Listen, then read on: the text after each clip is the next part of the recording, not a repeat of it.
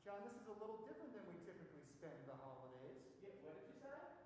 It's a little different than we typically spend the holidays. Now, I'm not deaf, but we can dispense with the mask because we are socially distanced from each other, and we want to make sure that you can hear us and we can hear what Jay has to say. I think that's a fair way to do it, man. Well, how you doing? I am doing well. Excited to be here. I am too. This is a little bit different than we typically do, both the holiday and the celebration.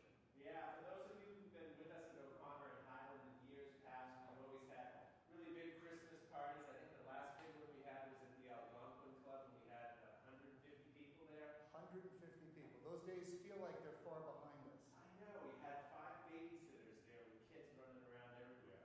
Well, I hope with the vaccine we can do that again next year, but this is a great way to kick this off. And we're actually here to celebrate something pretty special, John. Yeah, no, we are. We're celebrating one of the best sales that we've had at O'Connor and Highland. I think that is absolutely right. And to tell us a little more about that, why don't we bring in Kyle from our team to help us talk about that. Kyle, come on in. Well, Kyle's a little late. I know. He's rushing in, like Santa coming in on the sleigh. Where's Kyle? Oh, there he is. Kyle, how you doing? Well, I just got a text message saying that the volume was too low, so if we could bump up the volume, it would be great. All right. We're trying to speak into the mic. Oh yeah. I hope everyone can hear me. But thank you guys for joining us today. Excellent. So listen, we're here to celebrate, and I'd like to talk to you a little bit about what we're celebrating. Absolutely. What are we celebrating? We're celebrating the sale of this unit. It's been a pretty amazing journey for myself, for the team, for the buyers, for the seller, and that's why we're here tonight. Excellent. When did this come on the market? It came on the market around mid-August, I should say. Mid-August. Yep. Okay. Yeah. And achieved a pretty amazing result in pretty quick time. Yep, 38 days on the market. 38 days on the market. That's a little different from the rest of the building, isn't it? Yeah, typically units in the building stay on the market for a really long time, over 6 months. And the unit 5403 is the highest unit to sell in the building in the past 15 months. Now, when you say highest, you mean on the floor or price? Price-wise. Well, that's different. Yeah. In 15 months. In 15 months, it's the highest sale. Pretty amazing. Yep. It's almost a year and a half. Year and a half. Yeah. Now, what's cool is that we actually met the seller doing another one of our events. This was the did, yeah. Yep. Which is kind of cool. So, John, why don't you talk a little bit about O'Connor and Highland and how we bring a different creative marketing spin to all this things? Well, yeah, I mean, it is a new market, Jay, as we know, especially here in the city. With COVID-19, things have slowed down a little bit in the city because people are looking for more space to be out in the suburbs. They're working from homes. They want extra space. So there's actually opportunity now in town. And we had to pivot as to how we market these properties. And I think Kyle did a really exceptional job because he knew that it was going to be a particular buyer for this unit. And through working his contacts in the building and figuring out, who might be looking to upgrade, he was actually able to find someone in the building who wanted to purchase it. Yeah, we ran targeted ads. We did an event specifically to the building, basically attracted the people that lives in the building, and we had some good success. Yeah, I think we established it was not an easy sale. The end result is pretty fantastic. We actually did a couple of unique things with this. You had your Sunset and Champagne event, which was amazing. Yep. We did the lifestyle video, which I thought was a lot of fun with this. Yeah, that was an interesting one because we had a vacant unit at that time, and in today's market, people are really driven by photographs and visuals when they're looking for property, and we didn't have that because we had a really large vacant unit, and it was really a great idea to get the designer in here so that we could do before and afters with staged photos, and it got a lot of attention. No, it was a big success. We actually ran, thanks to our social media person, Nick, we actually ran targeted ads specific to people that would be interested in buying a property like this, and it did really well. Well, that is really exciting. Yeah. But everyone is out there in Facebook land, and they're drinking their wine, and they're sipping their scotch like Jay is, and they're wondering about what's for supper. So maybe it's time to start talking food here. It might be, Kyle. We're going to see you in a few minutes, but we're going to ask you to kindly get out of the frame. Absolutely. All right. Excellent. Enjoy, guys. Great. So, John, this would not have been possible for us without the help of some awesome sponsors.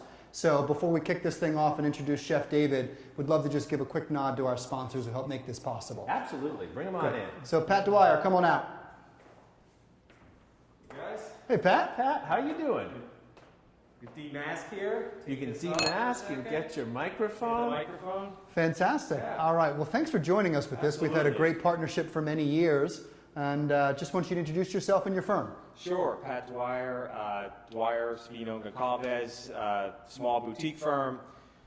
Main office is in Newton, but we have offices in Winchester, in Boston, and actually we have an office in Philadelphia. So we do, obviously we do real estate, and but we do a lot of other things. We do estate planning, probate, business law, and we actually litigate, and among other things. So yeah.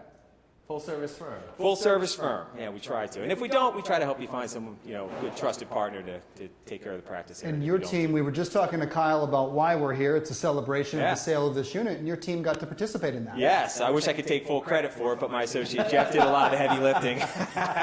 Well, it's fantastic. Well, we've known you for many years. You're an amazing friend and asset to O'Connor and Highland. Thank you guys for having me. I'm excited to try to cook.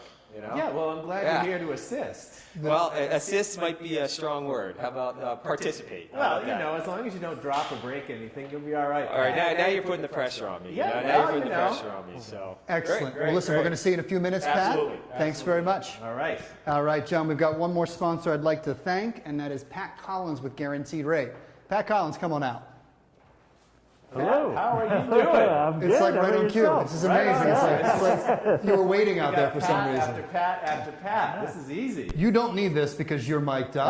I qualified for the mic tonight. You yeah. qualified for the mic. So tell us, what did you do to qualify for the mic, Pat? I'm very happy to be sponsoring with these gentlemen this evening, the Cooking in the Clouds event. Thank you very much for allowing us to participate. Absolutely. Tell us a little bit about yourself and your company. Patrick Collins, I'm the Associate Vice President of Residential Lending with the Andrew Marquis team at Guaranteed Rate. Guaranteed Rate is the #1 lender in Massachusetts, and we originate residential loans, so mortgages. Fantastic. Well, you're actually going to stay with us here because you're the first sous chef. Yeah. We'll ask you just to step aside just a little bit, and we'd love to bring out Chef David if he's ready. Chef David. Hey, Chef. How are you? Thank you. Thanks for having me. No, I think you're mic'd too, aren't you? I am mic'd. You are mic'd and ready to go. Loud and clear. Did everyone hear me with the mask on? Is it coming out? Good Great, volume? Great. Excellent. Wonderful. Wonderful. Great, man. Well, listen, we're super excited to have you here with us today. Thank you. Chef David, you are owner and founder of Cloud Creamery. Yeah. Tell us a little bit about Cloud Creamery. Sure. So we make marijuana edibles, Okay. and we bring real food into the market. So a lot of the products that are currently on the market consist of high fructose corn syrup, lots of different colors and additives, and we're trying to bring real food, ideally local if possible. Clearly, during this weather, we don't have any food growing in New England, but in the warm months, we hope to bring in small producers and farmers to the mix as well. Okay, and you're also a chef for a few well-known folks locally in Boston here. Yep, for the owner of the Celtics and a few other families in the city. We also have a dinner series that we run. COVID has definitely put us on the back burner for a little while, but we've been doing a few small private events. Yeah, Keep things- we were keep just things going. saying, this is a celebration for us. It's really our first time doing an event like this, so it feels good to know that we've got an actual professional here during all this. So why don't we just start at the top? We've got a Sure. viewing audience here. They're going to be cooking from home. That is the idea. Correct. Just give us the overview of how this is going to roll out. Sure. Well, first and foremost, any questions, anything can go through the Facebook Live page. That's right. So anything we can, chime in and happy to take a moment and Yeah, answer we'll any run specific those questions. questions into you as they come Run it in. by us, yeah. And I think overall the idea is really to learn a little bit of the technique, not just a recipe per se. So this is something that, if you're not familiar with cooking Brussels sprouts, hopefully you can learn a way to eat them and make them delicious. I grew up, my dad never seasoned them, so I always thought they were terrible. Once I learned, I love them. They're always in my fridge. So the idea here is not, again, it's not just to learn a recipe, but more about technique. So hopefully that can build into other things they're cooking, and they'll remember this event and tie it in. All right, fantastic. About how much time is going to be allocated to each course? The first course is definitely going to be the shortest. It's going to be a scallop crudo, so nothing cooked. So that'll definitely be the fastest. However, we're going to jump a little in between. Some of the ingredients for the later courses will take some time, so we're going to get them started, have them cooking in the oven while we're working on the other courses, so as soon as we're done, those products will be ready and it'll flow smoothly. All right, fantastic. Well, John, I think our Abbott and Costello routine here is just getting in the way. Yeah, now we're in the way. Why don't we clear out? You stick around. You're the sous chef for Chef David. All Chef right. David, the floor is yours. We'll Great. see y'all in a little bit. Great. Pat, as long as you do what you told, you're going to be all right. You're going to be all right. Where do you want me, David? I was gonna say you can All set right. up right here, right on the corner there.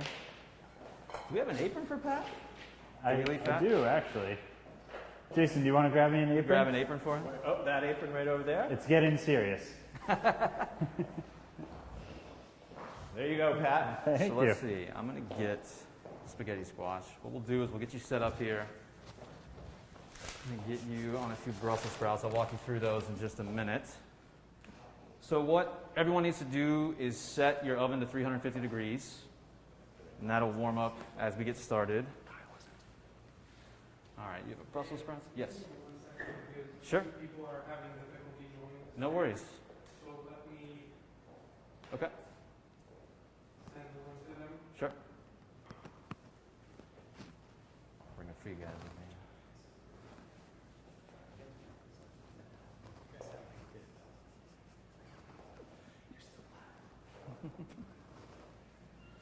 How do you feel about holding a knife? What's that? How do you feel about holding a knife? I'm good, yeah. Okay. All right. Good to go? Okay. First thing we're going to do is roast a spaghetti squash. Does everyone even know what a spaghetti squash is? I guess maybe that's the first part. So it's really a great, inexpensive vegetable for fall, winter. The inside, when you roast it, the flesh is almost in strings. So the idea resembles spaghetti. It's a great base, great vegan noodle option. So I'm actually going to cut this one just because it's a little challenging. So what you want to do is cut off the top. And you almost want to do it in stages here. There you go. That'll happen.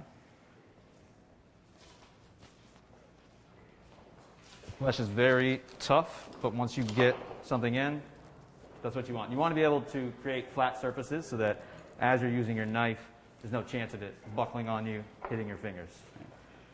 So what we're going to do, start at the top, and you're going to put your knife right in the center, straight down. And then you want to go to the opposite side, do the same exact thing. So what you'll have, two open sides as even as possible, and you want to scoop this flesh out of here. So we're going to scoop the seeds just into a bowl. Now you can actually save these seeds. If you soak them, they'll actually absorb a lot of the water, and then you'll leave them out at room temperature to dry for a day. You can roast them. You can roast them in the oven with a little olive oil, salt, seasonings of your choice, or you could actually deep fry them as well. So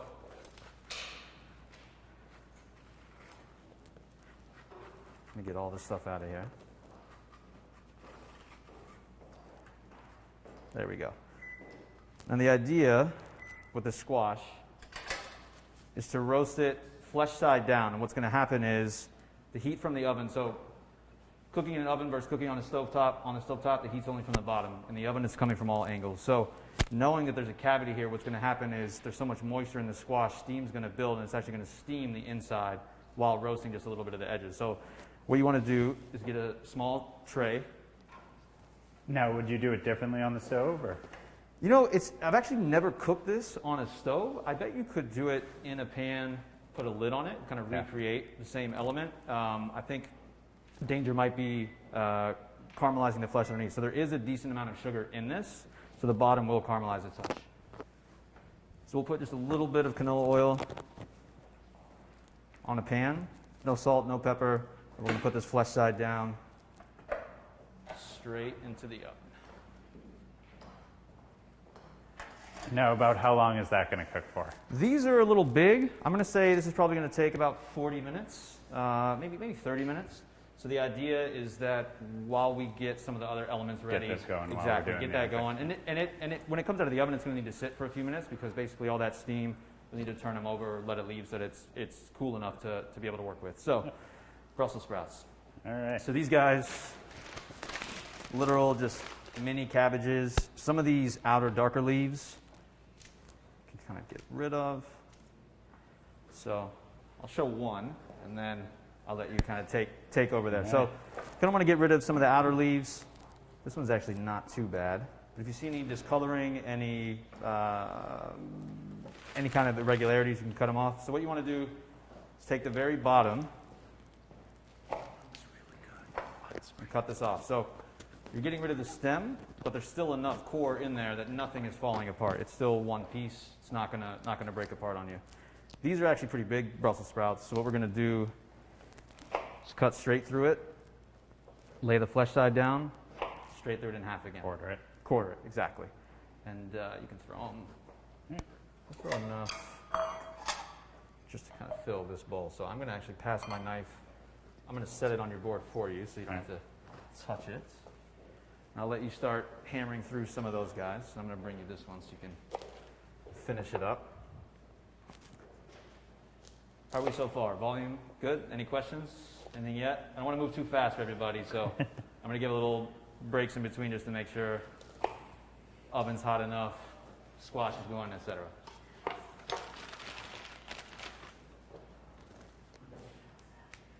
So in the meantime, what I'm going to do is I've got about a cup and a half of canola oil in a small pan on the back.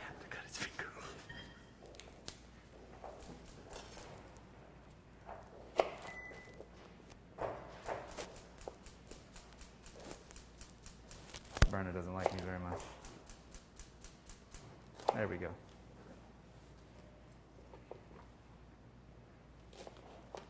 All right, so what we're doing is we're heating up some canola oil in the back. That's going to be for wild rice. We're going to puff some wild rice. By puff, we just basically mean fry.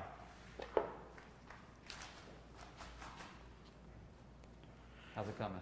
You have much sharper knives than I do. You know, someone told me a long time ago that dull knives actually cut people.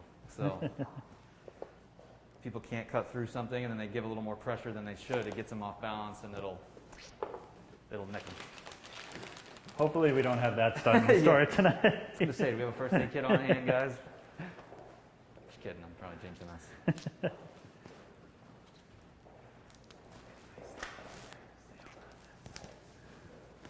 All right. So while you're working on the Brussels sprouts, we've got the spaghetti squash in. Gonna wash our cucumber. We're gonna use in this first course. This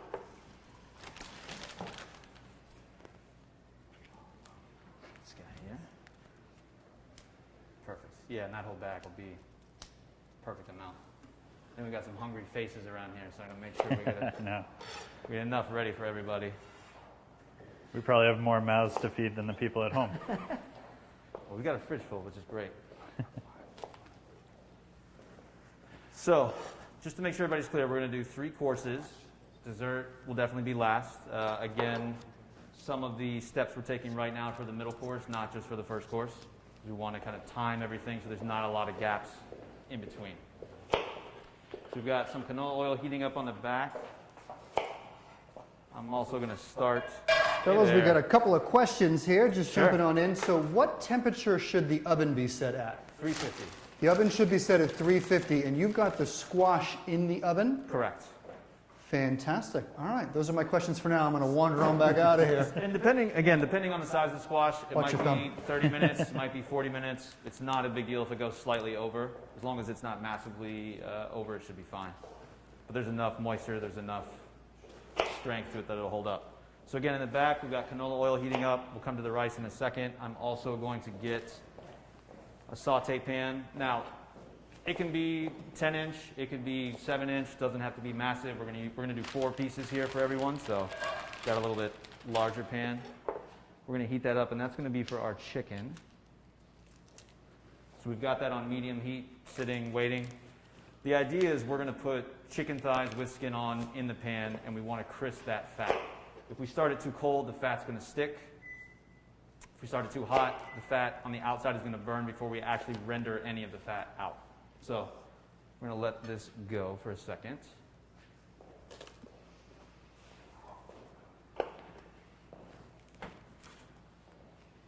All right. I'm going to set this over here, but keep it aside. These are some chicken thighs. Again, bone in, skin on. If it's your preference to take the skin off, totally acceptable. It's really a huge flavor additive. And again, with the bone in, there's a lot of flavor that comes from the bone, so we tend to purchase those with that. I'll wash my hands. You guys are great. Yeah. Important to wash your hands around chicken, yes. Oh, yeah. So I'm pulling the chicken out of the fridge now and letting it sit to come a little closer to room temp. That way it'll cook a little bit faster, and the skin being closer to the temperature of the oil is going to create less splatter. So we'll let those sit for a minute. All right, Brussels sprouts going. Just waiting for this canola oil to heat up. I basically want to cook this puff rice first and get the hot oil off the stove. Anytime you have any container full of grease, oil, you really want to make sure your attention's focused on it and then it's gone and out of the way, so there's no chance of it spilling, no chance of anything catching fire.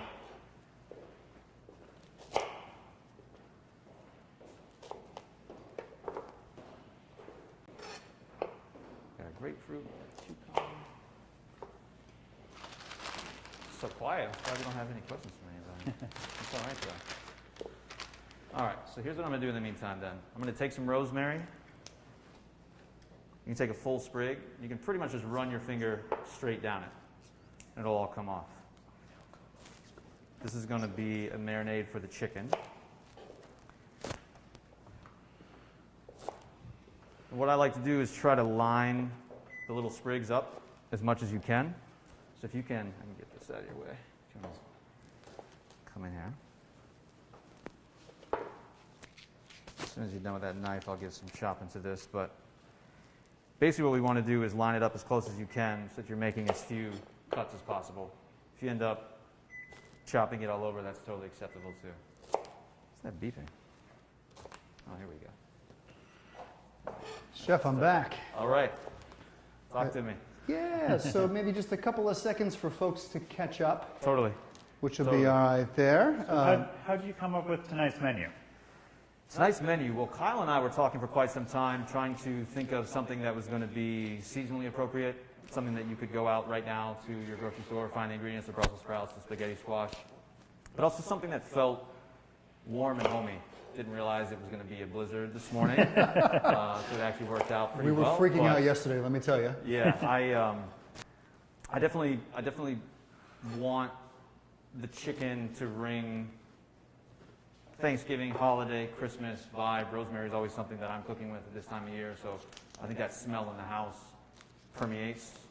It's powerful. So for me, the chicken dish and chicken thighs, especially, I think they always get such a bad rap. I think they're always viewed as the inexpensive cut, but for me, they're the number one choice out of the chicken. I feel like chicken breasts are always very dry. So What kind of food did you start off cooking? Like, what's your path here?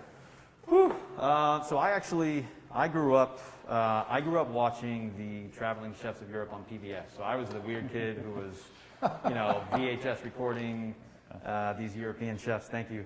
That were cleaning live scallops and butchering whole animals while my brothers were playing sports outside. So luckily I grew up with two parents that cook really well. So my first actual job, I was working at a bakery, and I learned how to use what's called a sheeter. So it's basically how you make croissants from scratch. Okay. Which is extremely laborious, especially when you're 14 years old. So we were making all the breakfast pastries, making multiple different kinds of muffins, different kinds of cakes for a coffee shop. So I think baking was definitely my initial in. Where'd you grow up? I grew up in Lexington, Kentucky. Actually. Oh, no way. Yeah, it's about 45 minutes from the Bourbon Trail, which it's a good thing I left. What brought you north? It's hard to be that close. Grad school, actually. So I'm actually from, probably just take this off, actually. It's probably much easier to hear. I'm from Minnesota. I was born in Minnesota, but I grew up in Kentucky. So I grew up with parents cooking really well. My father's Persian, so there was always something elaborate cooking in the kitchen. There were things, salting on the counter for a few days at a time. My mom cooked pretty home-style American food, but rarely something out of the freezer, which was rare in the 80s. And then I think as I got older, I missed their food, and I always wanted to recreate it. So I ended up going to culinary school outside of high school, and met just an amazing group of people that really opened me up to tons of different techniques, tons of different home-style items that still are with me today. So kind of been on a path that took me from Kentucky, Minneapolis to Atlanta to Kentucky, Charleston, South Carolina for culinary school. I worked at the Ritz-Carlton east of Atlanta for a while. Went to University of Minnesota undergrad. I triple majored in food science and nutrition, sociology, and agricultural economics, all around food. So I studied early economies, spice routes, really kind of how the Vikings were trading with the Spanish, trading cod, trading salt, and trying to understand why certain ingredients are where they are in the world. And kind of just kept rolling, was cooking the whole time, ended up taking a job in Hong Kong in 2009. So I was working for the Mandarin Oriental, which there's one down the street here. Yeah. Was with them at their flagship property for about 2 years, and then actually came to Boston, moved to Boston the first time in 2011. Was here for about 2 years. Went back to Minneapolis to help a friend open a restaurant, and got a phone call from a guy who was working with Mario Batali. Ended up opening the Eataly in Chicago, and then left there after a few years and came to grad school. So I got a master's degree in U.S. food policy from Boston University. So kind of complementing undergrad in food theory and food policy, understanding kind of the Farm Bill, which has a lot to do with my business, hemp and cannabis, and kind of the rules that come along with that. And yeah, pretty much just been working on Cloud Creamery since. It's an extremely long process, requires a lot of patience. So we're excited to be almost to the finish line, but definitely been pushing on it for quite some time. So from the Silk Road to the Millennium Tower. I There like you go. this. This is That's a fantastic. good way. Collins, how about you? You're recently married. Are you the chef in the house or not?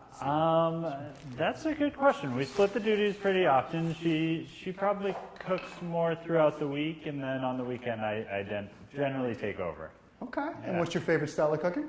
A lot of things that I've learned throughout my childhood. My dad's a fantastic cook, and he actually owned a restaurant at one point Oh, wow. when I was a younger child. Yeah, so What kind of restaurant? it was Italian American, sort of, for a good Irish family.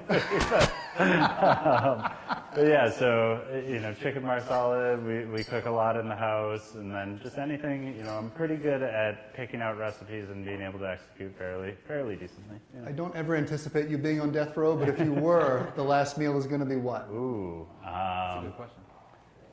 Just because it's on the top of my head and I had it recently, it was fantastic. Braised lamb shanks with nice. like some sort of reduction or demi and mashed potatoes. That's a good one. How That's a about you, hard chef? What's the last one? one. Ooh, it's got to be something from my grandma.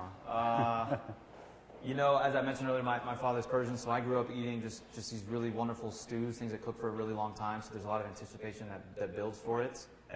Definitely something, it's called tadig. It's basically the crispy rice. So traditionally in Iran, they would make rice for all the kings, and they'd steam the rice, they take it out of the pot, they put some oil back in the pot, add the rice back in, and slowly crisp the entire outside.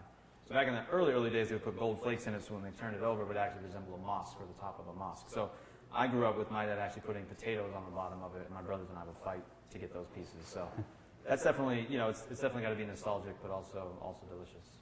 Gotta go same question back to both of you gentlemen though.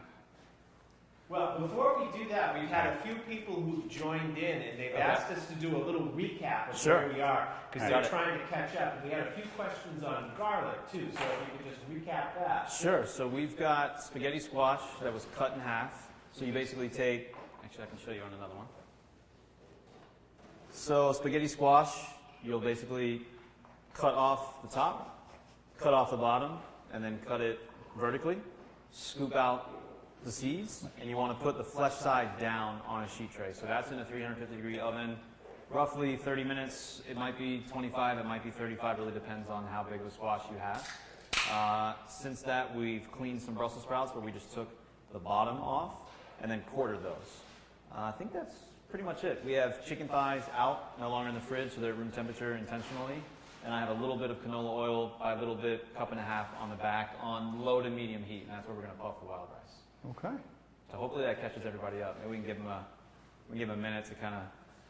Any salt and pepper on the squash or? No salt and pepper on the squash. That will come later. So a lot of it, there's a lot of water in that squash. So if you season it now, the water is literally just going to push it right out. So it's kind of a waste to do it that early.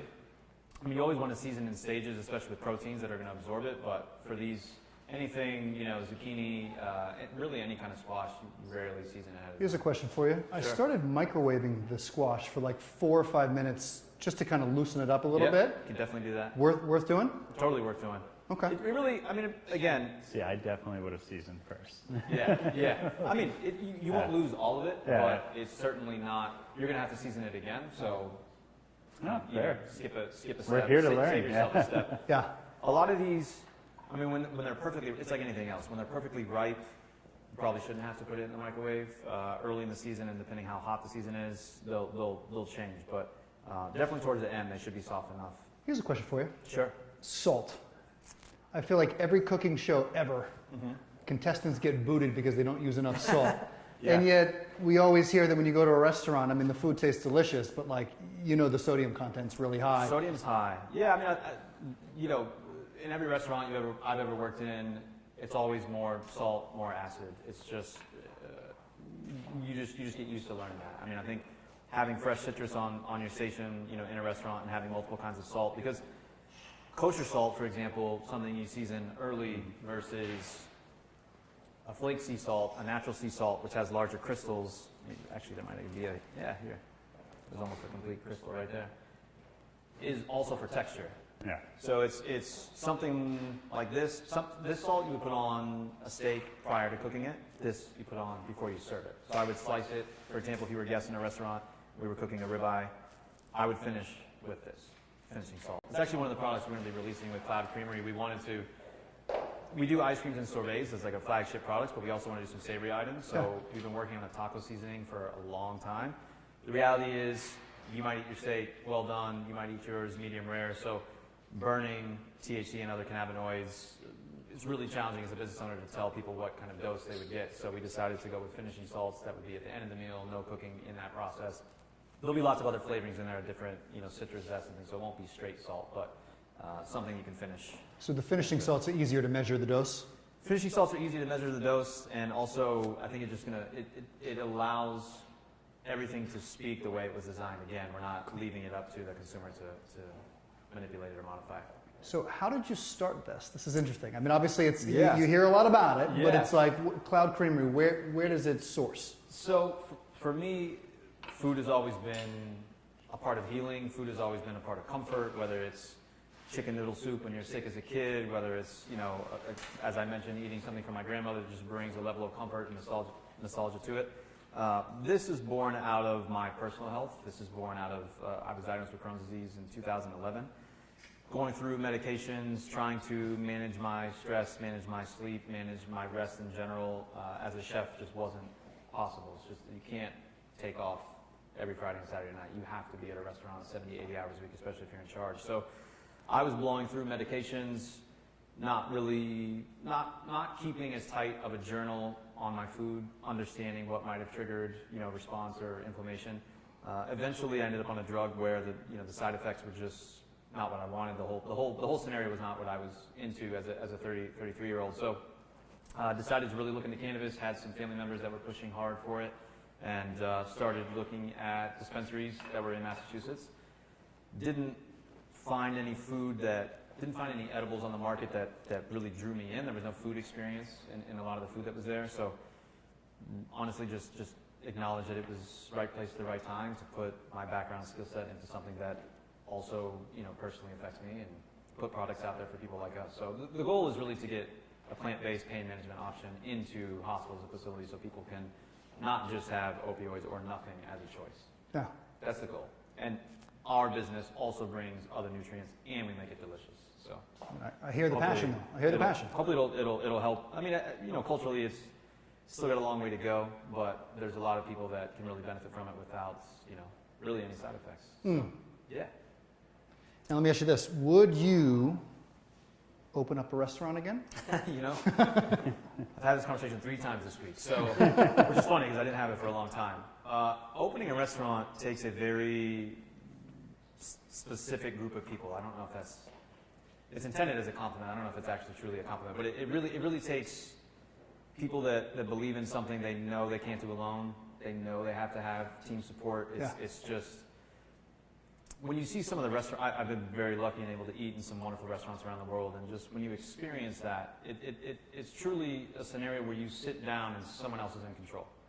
You don't, you know what menu's coming, you didn't really order, it's usually a tasting menu, things just kind of come out. You pretty much, you know, turn your, I'm still hungry or I'm not, you know, and they'll just kind of keep bringing you food. So for me, opening a restaurant, if we're not striving for that, it's kind of against the goal. So we've actually been asked twice this week about opening a cannabis-friendly restaurant, which I don't know that the state will ever approve. I don't know that we'd be able to dose people as they came in. I believe there's two on-site consumption lounges where you can't buy any cannabis there, but you can bring cannabis your own, and consume it there, and they sell food separately. So that might be something that we do in the future. We'll see. I don't want to say no to anything, but I don't know that I want to spend 80 hours a week standing in a kitchen for too many more. I did 19 years of it, and it's a good amount. I'm being summoned out of here, so I'm sure that means we've got to improve upon something. I'll be right right. back. You guys keep cooking.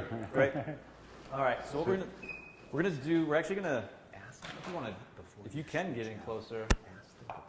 We're gonna puff some rice, and it's gonna go pretty quick. It's literally gonna be about 3 seconds. It will splatter just a touch. You should be fine from where you are. But it is going to splatter just a touch. So what we're doing is we're putting wild rice, just dry rice, hasn't been cooked, nothing's happened to it yet. This actually might be a little bit too much. And we're going to put it... Is there a specific measurement there?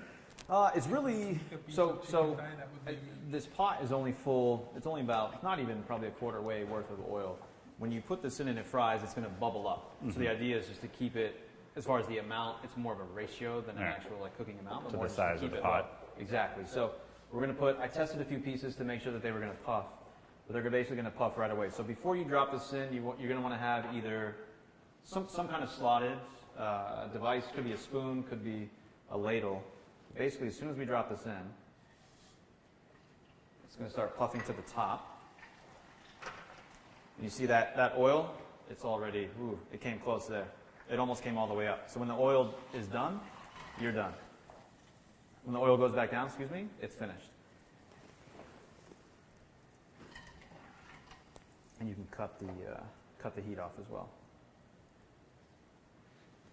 And you're going to want to put these onto paper towel, any kind of towel, something that you're going to end up probably throwing away, just to absorb a little bit of the oil that's on there. Now once that's out, you can also season this just with a little bit of salt, and it's going to stick. So I'm going to shake this just a little bit, just to help it get there. Maybe I'll set this up front so you guys can see a better shot. It almost smells like popcorn, right? It's got some of that. So the idea here is really to create a texture, and this is actually going to be for the first course. So first course is actually going to be a raw scallop, which we're going to get to next, but this is something I wanted to do to get out of the way, to get this hot oil off the stove. So I'm actually going to move this. Chef, two things real quick. Sure. Public service announcements. Yes. One would be, if there are any questions, please just post them in Facebook. We are monitoring the questions. I'll bring them out to you. Great. And secondarily, if you do not have a fire extinguisher handy, it's probably a good time. It's probably true. Probably true. All right, so... And if you burn the house down, If you burn the house down. One team. So as I was saying earlier, with the rosemary, ideally you want to get it kind of lined up. I don't expect everyone to try this necessarily at home if you're not comfortable with a knife, but the idea is really, rosemary, it's green, has chlorophyll, it's alive. If you run a knife over it too many times, it's going to get brown, it's going to get bruised instead of actually cut. So the idea, in a perfect world, is really just to go through it once. Stem 2.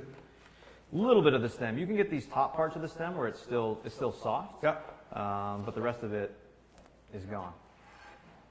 That's pretty much it. So for this, we're going to season this chicken, and then I'm going to set this aside and move it a little bit away from my cutting board. So pepper mill, I'm going to put a touch canola oil on this. Change that. So you want to season your chicken, both sides.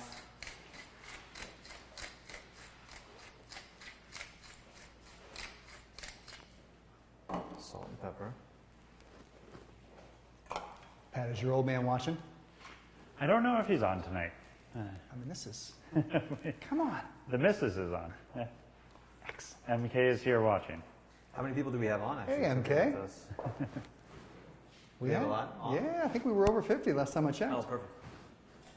Just save my hands a little bit of work from being washed. Let's turn this over. You see any extra pieces of skin, any extra pieces of fat on your chicken thigh?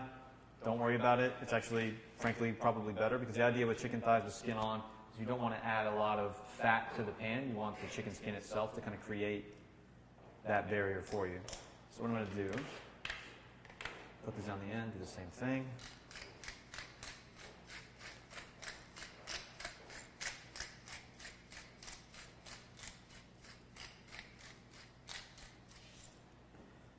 Salt.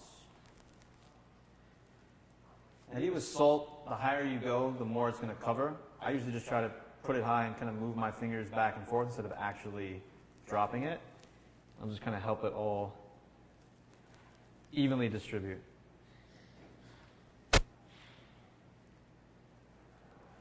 All right. And we're going to get a little bit of this rosemary in here. Like that. Don't worry if some of it's kind of falling off to the side. Before we actually cook it, we're going to use our hands and make sure it's all stuck there. I feel like you got an easy post. He's not done. I'm doing all right, yeah. I mean, We got to make sure he's learning too. I was trying to give you a little bit of a hard one. This is Fair enough. We'll put him on garlic duty. So Please, if you want to, please. I'm actually going Yeah. to take these and we'll set them aside. Really stepping up the challenge now. and they're evenly cut. Well If you done. want to take, let's say, maybe 4 cloves of garlic All right. out there, just peel them. That's resting. This pan is nice and hot. All right, so again, we've got squash in the oven. Pan is on low heat, just getting ready for our chicken. Just something just to kind of keep things moving. Some garlic peeled. So we're going to take one of these cloves of garlic, actually, when you're ready. I'm going to chop it up and rub it on these chicken thighs, and then we're going to get the chicken started. Once the chicken's going, we're going to move actually back to the first course of the scallops, and from there, we should be able to kind of move forward dish by dish. I got 2 questions for you. Sure. One would be just a commentary. I tend to be really impatient. I don't let things heat up properly. So you're heating that pan without oil, Correct. just on low heat though. Just on low heat. Yeah, pretty. Okay. You probably might not even really see the flame. Okay. You definitely feel it.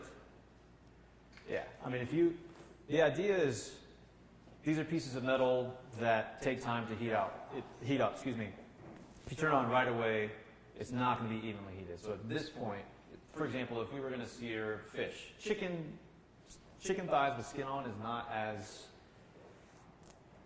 delicate. You wouldn't notice as much with that because there's a fat barrier there for you. You But can be a little rougher with this. Exactly. Okay. But if you had both these pans on and you didn't start one and I did start one, the fish itself would get a more even sear in this pan. Okay. That's And the then idea. you're using canola oil again, or? Using canola oil again. Yeah, pretty much vegetable canola. Try to use something that's expeller pressed, so it's actually Right, because I want to physical say, press. I like cooking with olive oil, but I feel like I burn the olive oil.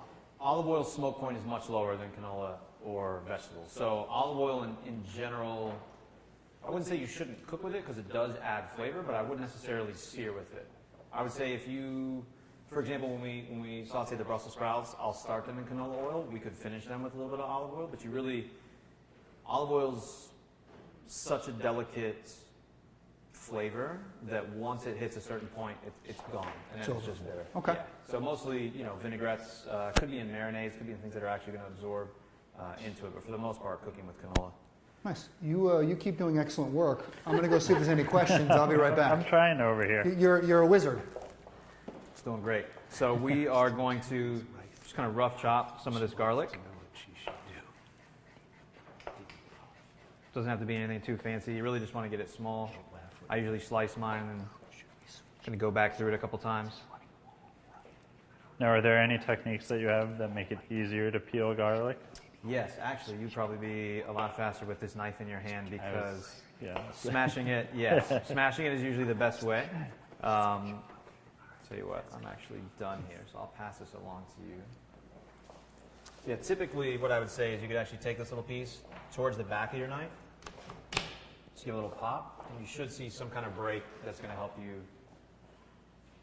Chef, I got 2 questions for Sure. you. All right. In the event that the rice did not puff, what are we to do? I would let it sit, keep the heat going, and then scoop it out. It's pretty much done. Basically, if the oil wasn't hot enough, what that rice has done now is absorbed all the oil. So it's more or less dead for this purpose. So I would actually scoop it out, continue to heat the oil, maybe even turn it up just a touch, and wait. So a good way to do it is just to test 2 or 3 little pieces and see if they puff right away before you dump all of it in, basically. All right, so it's still usable if it hasn't puffed. It's still usable if it hasn't puffed, but you're going to want to take it out of the oil and let it drain before you put it back in. All right, so now there's more oil absorbed. Correct. So basically right now, if you left it in there and kept heating it up, it's almost acting like it's cooking in water. It's going to slowly absorb it and slowly cook. So If there were extra rice, should they retry it or just at this point drain it? I would probably drain it and just try some new rice. Drain it and Just to try save some new time. rice. All right, Yeah. fantastic. Yeah. And then I will rely on you. Mr. Collins is doing a wonderful job So here, great. but I do want to bring Mr. Dwyer out at some point. Totally. So you let me know We'll when get that's him in just a second. fantastic. You're doing great, though. I mean, Thank you. I don't mean to get rid of I you. appreciate that. So I'm adding the garlic on here for the flesh side. So the idea with these chicken thighs is that we're predominantly going to cook them on the skin side the entire time. If we had garlic on the skin side, that garlic would burn by the time this was done. Okay. So a big part of this too is that the garlic on top will actually help the flavor kind of move throughout the chicken itself too. And you're going to go skin side down to start. Skin side down. Okay. You can actually throw all that trash. Yeah, perfect. In that bowl. Having a trash bowl is always a good idea. Save a lot of steps, a lot of time. We'll just clean it up afterwards. We'll make them like you want. All right. So I'm going to get this chicken started, and then we'll probably bring our next guest in. So this is nice and hot. Again, low to medium. Still keeping it there. I turned up just a touch. Might be a touch too much. All right. So we are going to put just a touch of fat in here, and you're going to see you'll know it's evenly heated. You'll see how fast this oil will move. As soon as it hits the pan, it's going to scoot to a side. See, it all just rushes. Huh. So now you're at the right temp. All right. So we're going to slowly add this. So skin down. Skin down. Now with fish, if you're putting skin down, the center of that fish will usually buckle. Yep. So you'll have to hold something on it. There's enough weight in these chicken thighs to keep them down. And again, that extra skin that I was talking about, you didn't need to trim it off. You can let it kind of sit right there. It's going to create more fat for all this to cook in.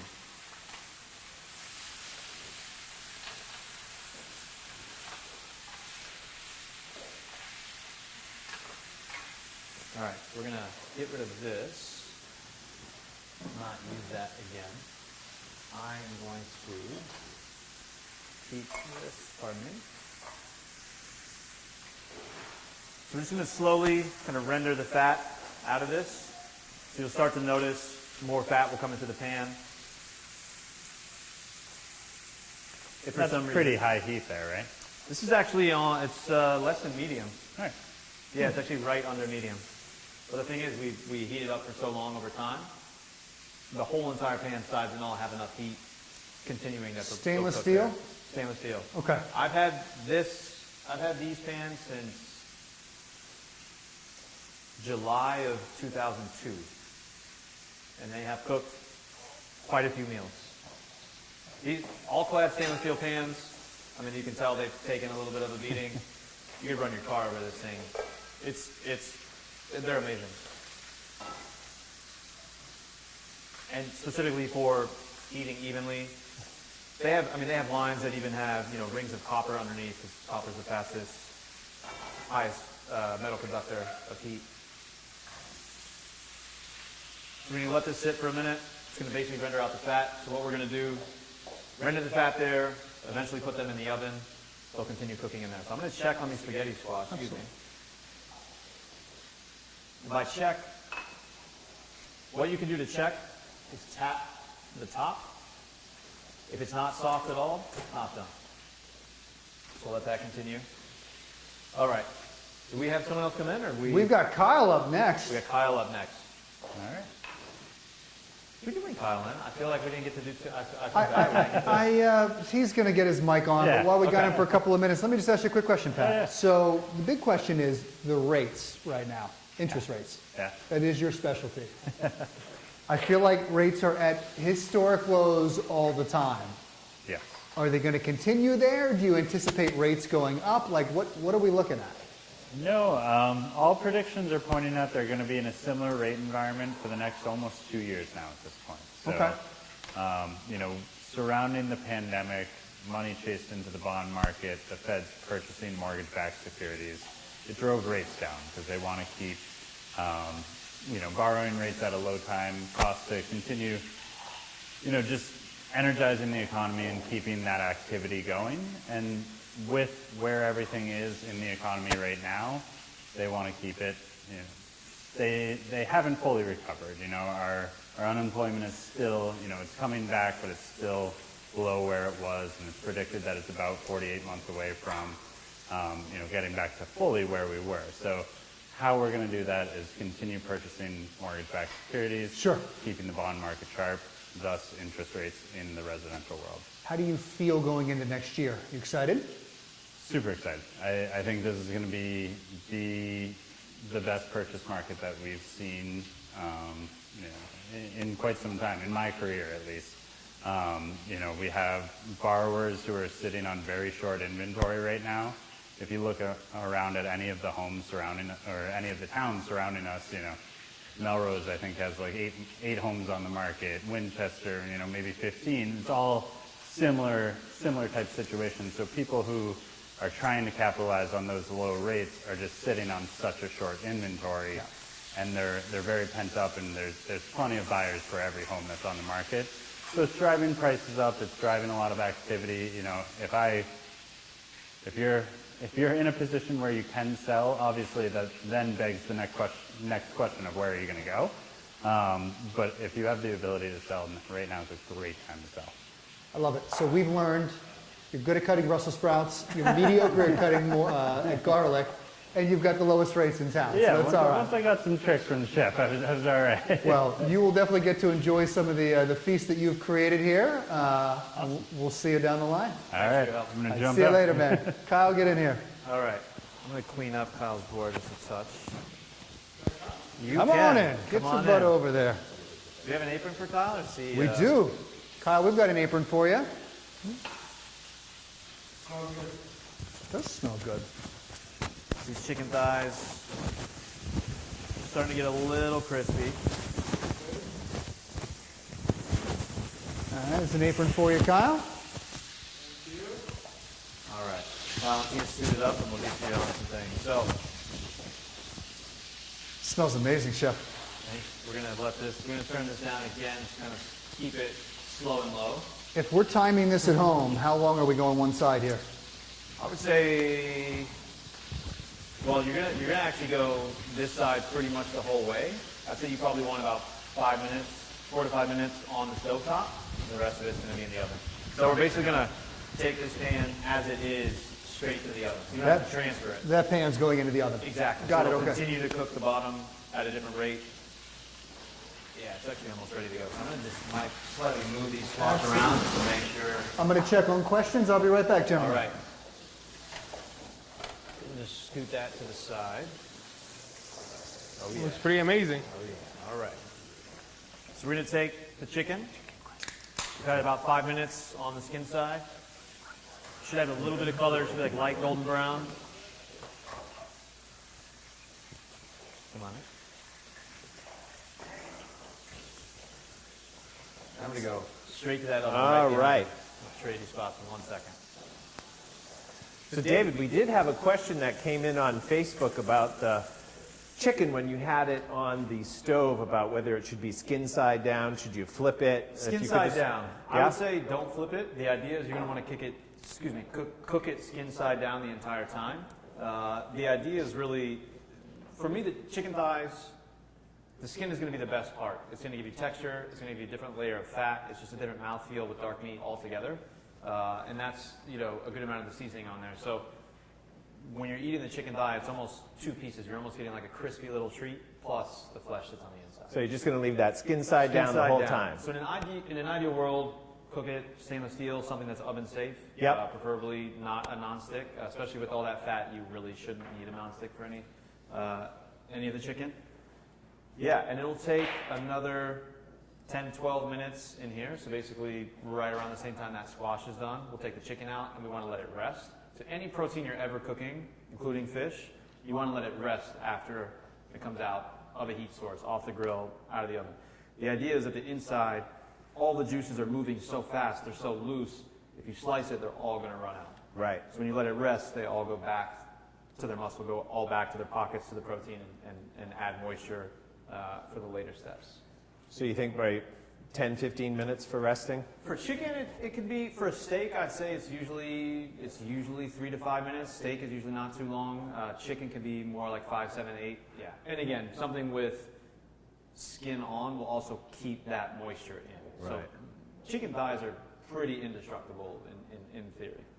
So we should be great on those. So we're going to get, excuse me, unless you had other questions. We had one other question was, Okay. what are your thoughts on non-stick pans? I think they're great for pancakes. I think they're great for crepes. I think they're great for anything that has flour in it that's probably going to stick. It's hard, right? I mean, I am a chef in an industry, but I also cook at home. And Sure. also, make things. So it's not like every single thing we do all the time is so stainless steel or, the most,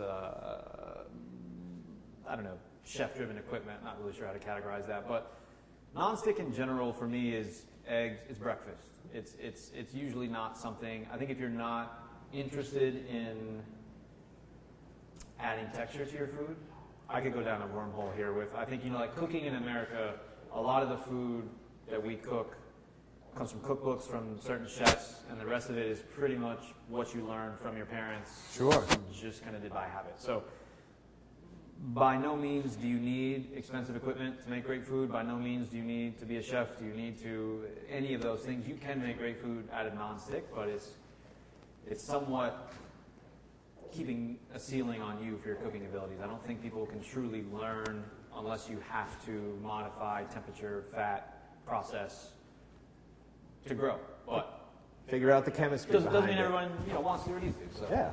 But yeah, I think non-stick, anything with flour, anything that could really burn. I think even if you put a piece of fish, here's what I'll say: if you're going to cook fish with the skin on, non-stick is appropriate because basically, if you take fish with skin on it and you put it into a hot pan, the fish curls.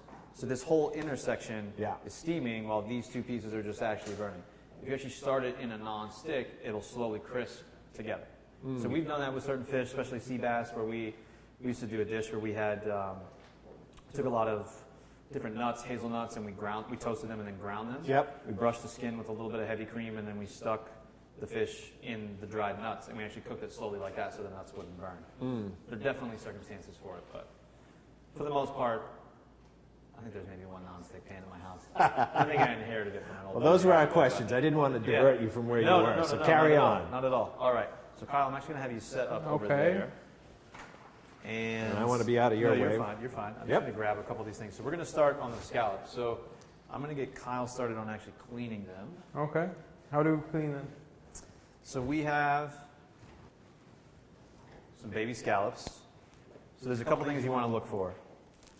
So when you're looking at a scallop, there's usually a foot, and the foot is really just the muscle that connects it to the rest of it. So this scallop, the shell for this little thing is probably about this big, all the way around. It's huge. It's not even 1/10 of the size of its shell. So you want to peel off this little muscle, just like that, and it should peel straight off. Some of them might not have it. Some of them might have come off when they were shucking them, like this one doesn't have it. Why do we have to peel? So you can eat them. They are edible, but the texture is very stringy, very They're kind of chewy, aren't they? super chewy. The foot, yeah. Yeah, the foot. So other than that, if you see any small, I wouldn't call it a blemish. It's honestly probably just something from the other muscles. So basically scallops sit in 5 different organs that are surrounding it. So when they peel them off, they're not always super clean.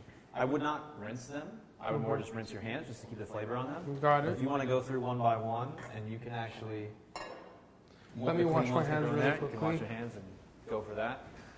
All right, so we've got squash in, chicken in, scallops working.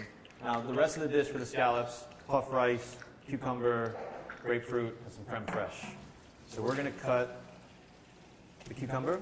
Now, cucumber for this dish, it's really a matter of preference. You could slice it into rings, you could dice it.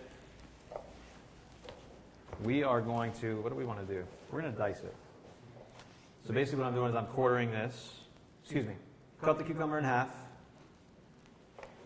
and then quarter this. So we have small semi-sticks here. And you're just leaving the skin on. Leaving the skin on. Skin is, I think, for me, if I'm using carrots, skin is always on. You definitely need to wash them and scrub them a little more, but a lot of the flavor and certainly a lot of the nutrients are actually in the skin of most vegetables. The inside of cucumbers, it's mostly just water. Right. There's really not much to it. Water and seeds. Water and seeds.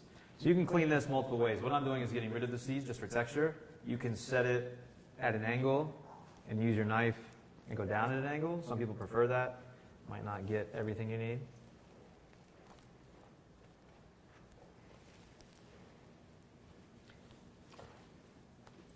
Is it normal not for all of them to have the, what do you call? The foot. The foot? I would say I'd say probably 30% of them do. Okay. So if you see a bunch that don't, Okay. it's totally okay. I was like, am I missing them? Yeah, no, it's totally okay Okay. if they don't. So what I'm going to do with these cucumbers is just dice it. So I'm more just kind of cutting these kind of into batons almost. Now, is that a julienne or is that something different? This is not a julienne. This is definitely closer to a baton, probably a few others that you could name. Julienne is much more thin. Yep. It could be as long though. So I pretty much cut them into batons, and then I'm going to go the opposite direction. And dice them.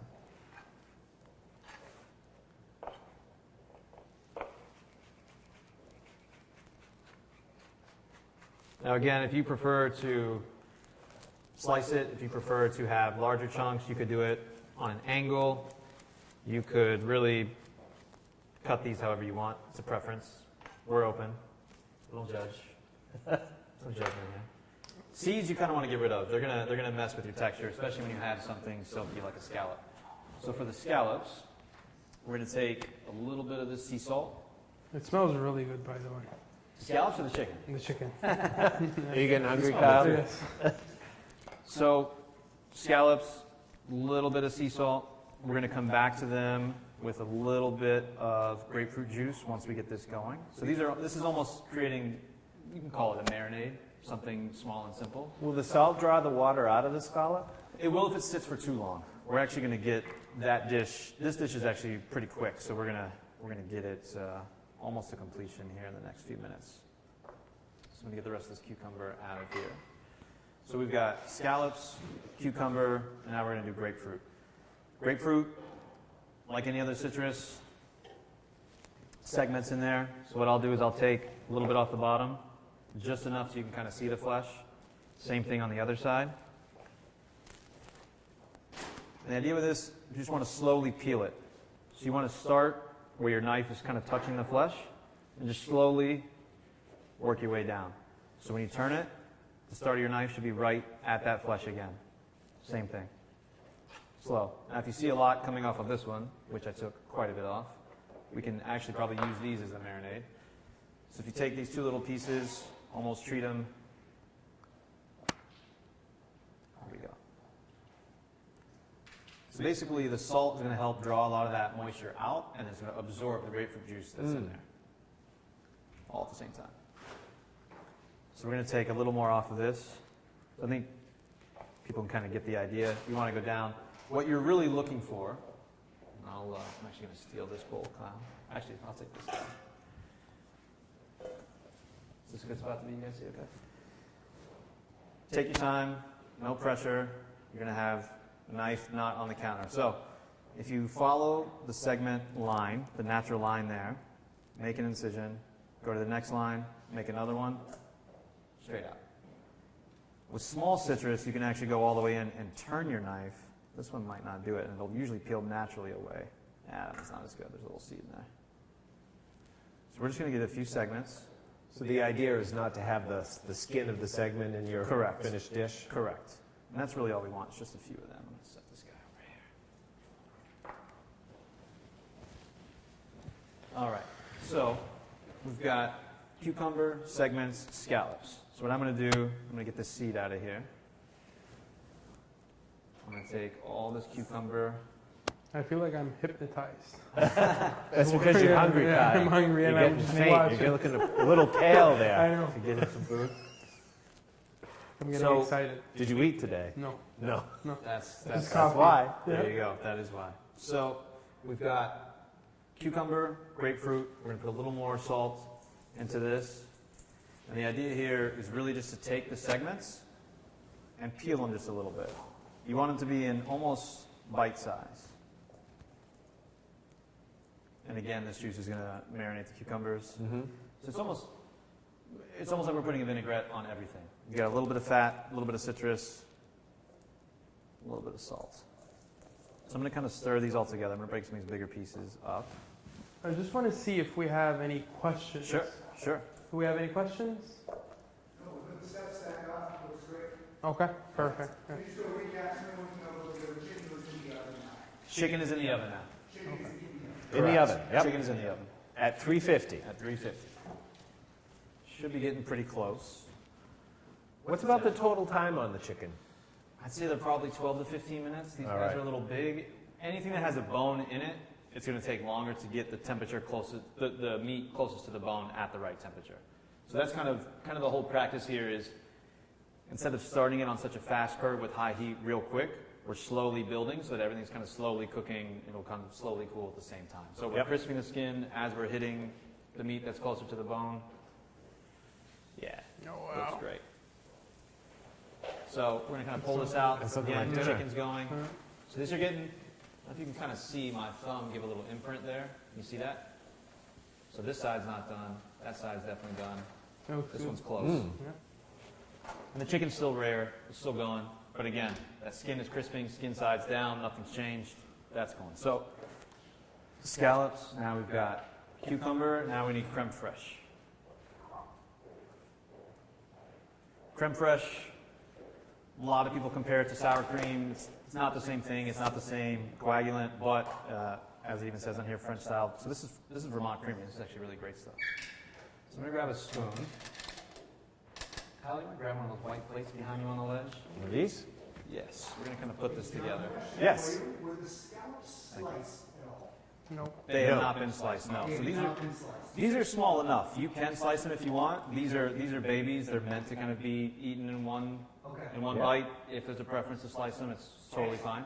But These are the ones that you wanted, right? correct. These Okay. are perfect. Yep. Perfect. So what we're gonna do We'll with some settle of for this, perfect. we'll settle for it. Taking a little bit of this creme fraiche, and I'm just using the back of my spoon.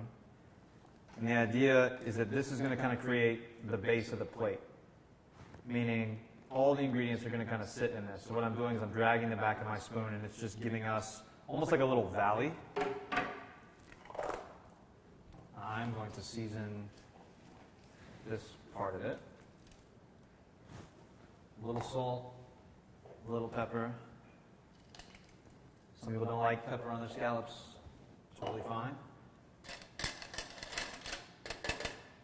All right. So the idea here is to rotate. So you can plate it however you want, but we basically have all the components here. So we've got scallops, we've got the puffed wild rice that's already been salted, cucumbers, and grapefruit. So what I'm going to do, stir these, make sure they're nice and marinated. Drain a little bit of the liquid off. And I kind of want to space them out. So no juice. No juice yet.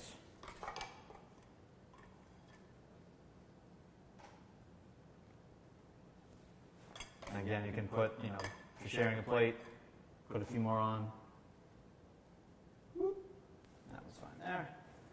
And you can use the same spoon. This is all on the same dish.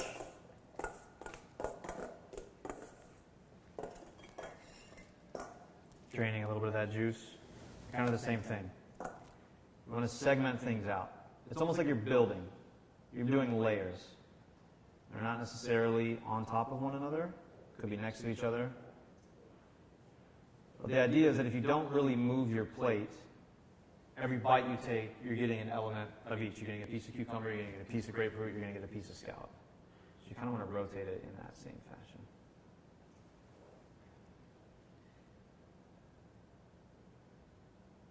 Let's see what we need here.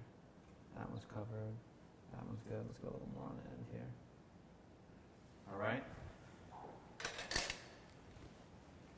Puff rice. So there's two different kinds of rice in here.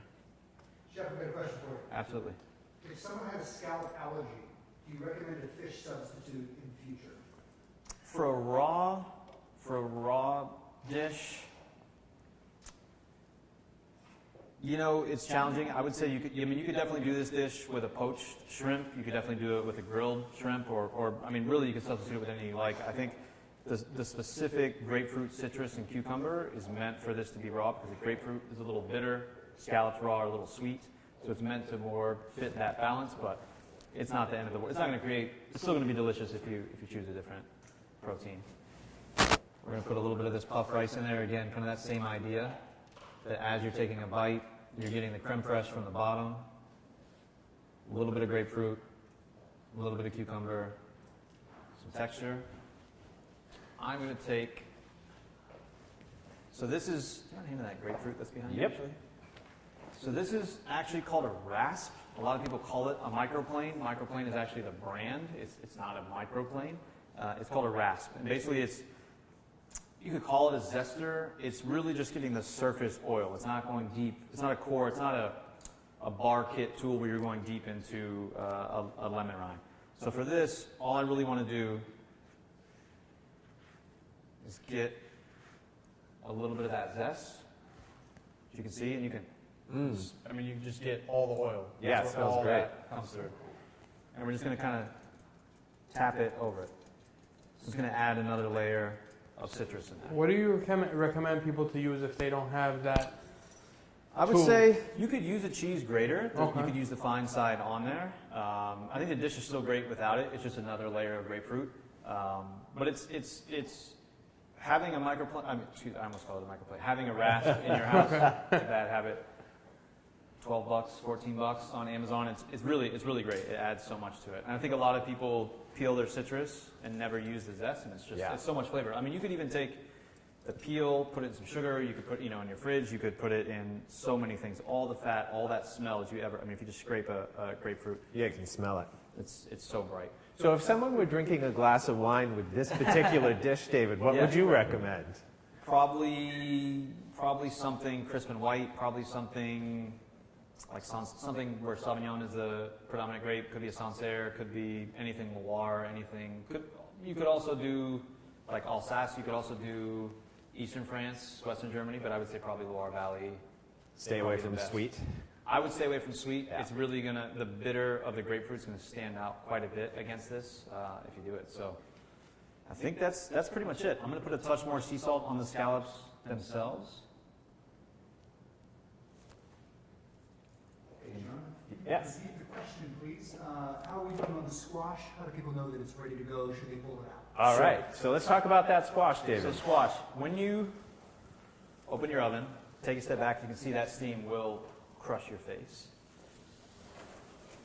When you touch the top of it, if you can see, I don't know if it's close enough on camera to see that movement, that is almost done. That's what you're looking for. So we're looking for that out of both. The back one's starting to get it.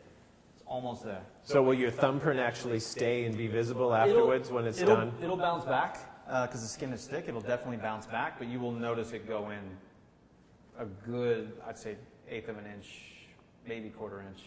I'd say they're 5 minutes away. Okay. So this is done. This is a done dish. I don't know who wants to be the guinea pig here. I'll be the pig. I think Kyle's looking really hungry. There's some forks behind you. Let me Try get you a that. I'm fork, gonna Kyle. get this out of the way, and then I'll let you guys try that, talk about it, and then we'll get the chicken going. There we Let's go, try it Kyle. together, Give it a huh? whirl. Yeah, all right. We'll give it a whirl. If you hate it, that's okay too. Wow. Chef, we got another question for you. Sure. If you wouldn't mind, That's really good. if you don't have a mic on. Sure. Yeah. Was there citrus added to that to basically take it from raw? So there- eat it raw? Sure. So there was a little bit of citrus. There was a little really bit good, of huh? grapefruit The juice puffed added rice? to it. Yeah. Try to kill a little bit And of the the creme surface fraiche bacteria. behind it. Getting baby-based scallops while in New England this time of year, you really shouldn't have to add anything. Honestly, it's probably one of the cleanest proteins. Scallops have one of the best filter systems. That's why they're used Might as have to have crudos another bite. to Go filter out for a it. lot of Yeah, bacteria we'll from them. So try it again. if it makes you feel more comfortable, you can certainly add citrus. If you do add fresh citrus to something this small, it's going to start cooking, so you're going to want to eat it right away. It's definitely not something you want to add a lot of raw citrus to and then let it sit for too long. And this really is amazing. Thank you. Like, Yeah, the puffed rice really adds It's a something texture. interesting to it. Yeah. And the idea is that you want something, you want acid, salt, fat. Some people want heat. This dish, the scallops are way too delicate to add heat to this. It will totally overpower the next few bites you have. But the idea is that the fat from the creme fraiche with the scallops and the citrus is that every time you take a bite, you take a full cycle of your mouth, so you're resetting it. The idea in like fine dining restaurants, the reason people always complain that dishes are too small is because your mouth gets fatigued. So after 3 bites, your mouth is already used to the flavors that are in there. So what they want to do is basically build you up to a tease, then take it away, and then do it again with something else. Sounds familiar. So the whole time you're going and going and going on this cycle. The creme fraiche is actually a really nice touch and texture. And there's a little acid in there too. There's a little acid in the creme fraiche that just gives almost like a tang. I wouldn't necessarily call it sour, but it gives it a little bit of tang to the dish. That's So terrific. It was really Welcome to good. share it with those guys. I don't want to leave. I feel like we're definitely going to feed the camera crew after. So don't worry, guys. I know, they're looking at you, Kyle. Yeah, right. I know. There's a bite. Do you guys want some? You got to go for it. We'll make some more. There's I mean, I'll make fresh some more for ones right everybody here. after, too. All right. So at this point, we've got cucumbers, Pat, you're gonna. grapefruit gone. Let's get this all out of these for me. All right. So Kyle, the next thing, what I'm going to do is take the squash out and let it rest. I'm actually going to have you, Kyle, maybe let me take this out, and then I'm going to have you move to this other side. Okay. And we're going to separate some eggs. All right, so I'll grab my tongs so everyone can see. Now, for this, I'm opening the oven multiple times, which you typically don't want to do just to kind of keep the heat in. I just want to show everyone. Chicken is starting to take on, it's still a little opaque, but you can see skin is nice and crispy. It's getting there. The steam from this squash is probably... Is it slowing it down, the crisping? I wouldn't say it's slowing it down. It's definitely adding a little bit, maybe a touch. There's not enough in there to really do that. I'm going to take this all the way over just so it sits on something, not to ruin the countertops. But the squash now, it's soft enough there. This guy is what we want to do. I'm going to get the different tongs. Let's flip these over. Whoop. And let it sit. So now you can see a little bit of caramelization. Again, there's a lot of natural sugar in this squash.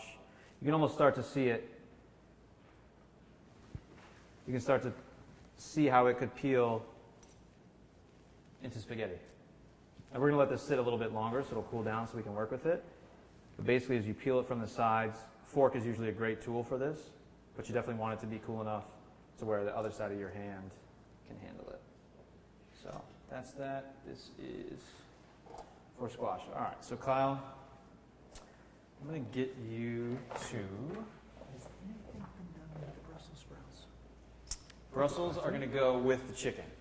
So Funny we you basically should got- ask, Jay. Yeah, no, it's a great question. So we basically got... You know what's The- funny?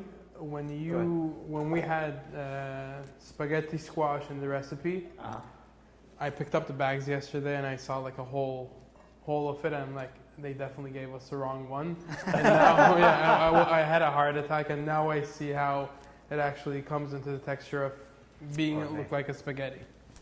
Yeah, so these, honestly, there's a lot of root vegetables every year that people simply don't buy. They don't know what to do with them, don't know how to utilize them. They're typically the most inexpensive vegetable in the grocery store, and oftentimes some of the best for you. So I think spaghetti squash is a great one, lots of rutabagas. Even if you simply just cook it with some garlic and herbs and turn it into a soup, I mean, they always just sit there for so long. So, all right, Kyle, we're going to get you on egg duty. Let's do it. Kyle, I have a question for you. Yep. Is your mother watching you right now? No, She isn't. Oh man. no. My grandmother is watching. She's in DC right now, but it's like 5 a.m. in Turkey right now. Oh, did you say hello to your grandmother? Hi to you. Hi to DC. But I'm pretty sure my mom will start watching at some point because she wakes up at like 4 a.m. No, is she in Istanbul right now? In Bodrum in our summer house. Okay. Yeah. Nice. She'll be up shortly. She'll catch us on dessert. All right. Yeah. Perfect. Well, that's kind of what we're getting started. So, I am actually this guy here. So what we're going to do is start separating out some eggs while the chicken is finishing, squash is cooling. As soon as this gets a little bit further, we're going to start with the Brussels sprouts, and then that dish will more or less be done. So again, chicken in the oven, finishing. It's probably been almost 20 minutes now. But again, we've been lowering the temperature of the oven multiple times every time we open it up. So that'll continue. All right. How many eggs? So we're going to do 4. And with this, have you separated eggs before? There's no pressure here. No, I think I have. I'll give it a try. No pressure. Let me try. So basically what you want to do, crack it on a flat surface. And that way, not on the corner. And just the egg yolk or the white? So basically what you're going to do, I'll tell you what. Okay. We better have a demonstration Yeah, first. we need one. So you want to crack it not on the corner, you want to Okay. crack it on a flat surface. So that'll give you a much more even break. Okay. So what I'm going to do, peel this, take off the one side. Yep. You can put this back here. Some people do it with shells, but shells are sharp, so they can puncture the yolk easily. That's it. Okay. Not too complex. Which part are you gonna end up using? We'll use both. Okay. Yep.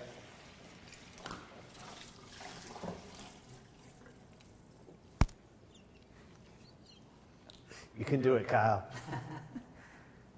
How we doing? Hey, good.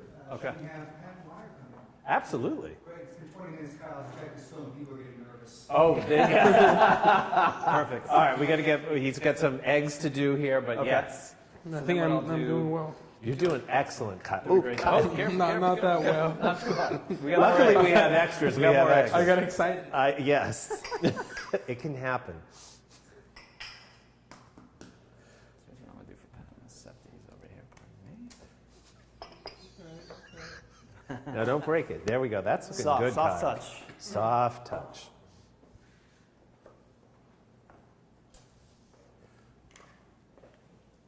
I'm here. These You, you missed the messy part, Pat. Well, you haven't seen me cook yet. Fair enough. So Pat will actually have you set up on this side. And I don't need to be in your way. Where do you I'm want gonna me? bitch you. You can actually hang right over here in the Hang corner. over here on the That's fine. corner? All right. Yeah. So I've kept a little piece of butter over here close to the stove area just to help soften up a little bit. So what I'm going to do is cut a little piece.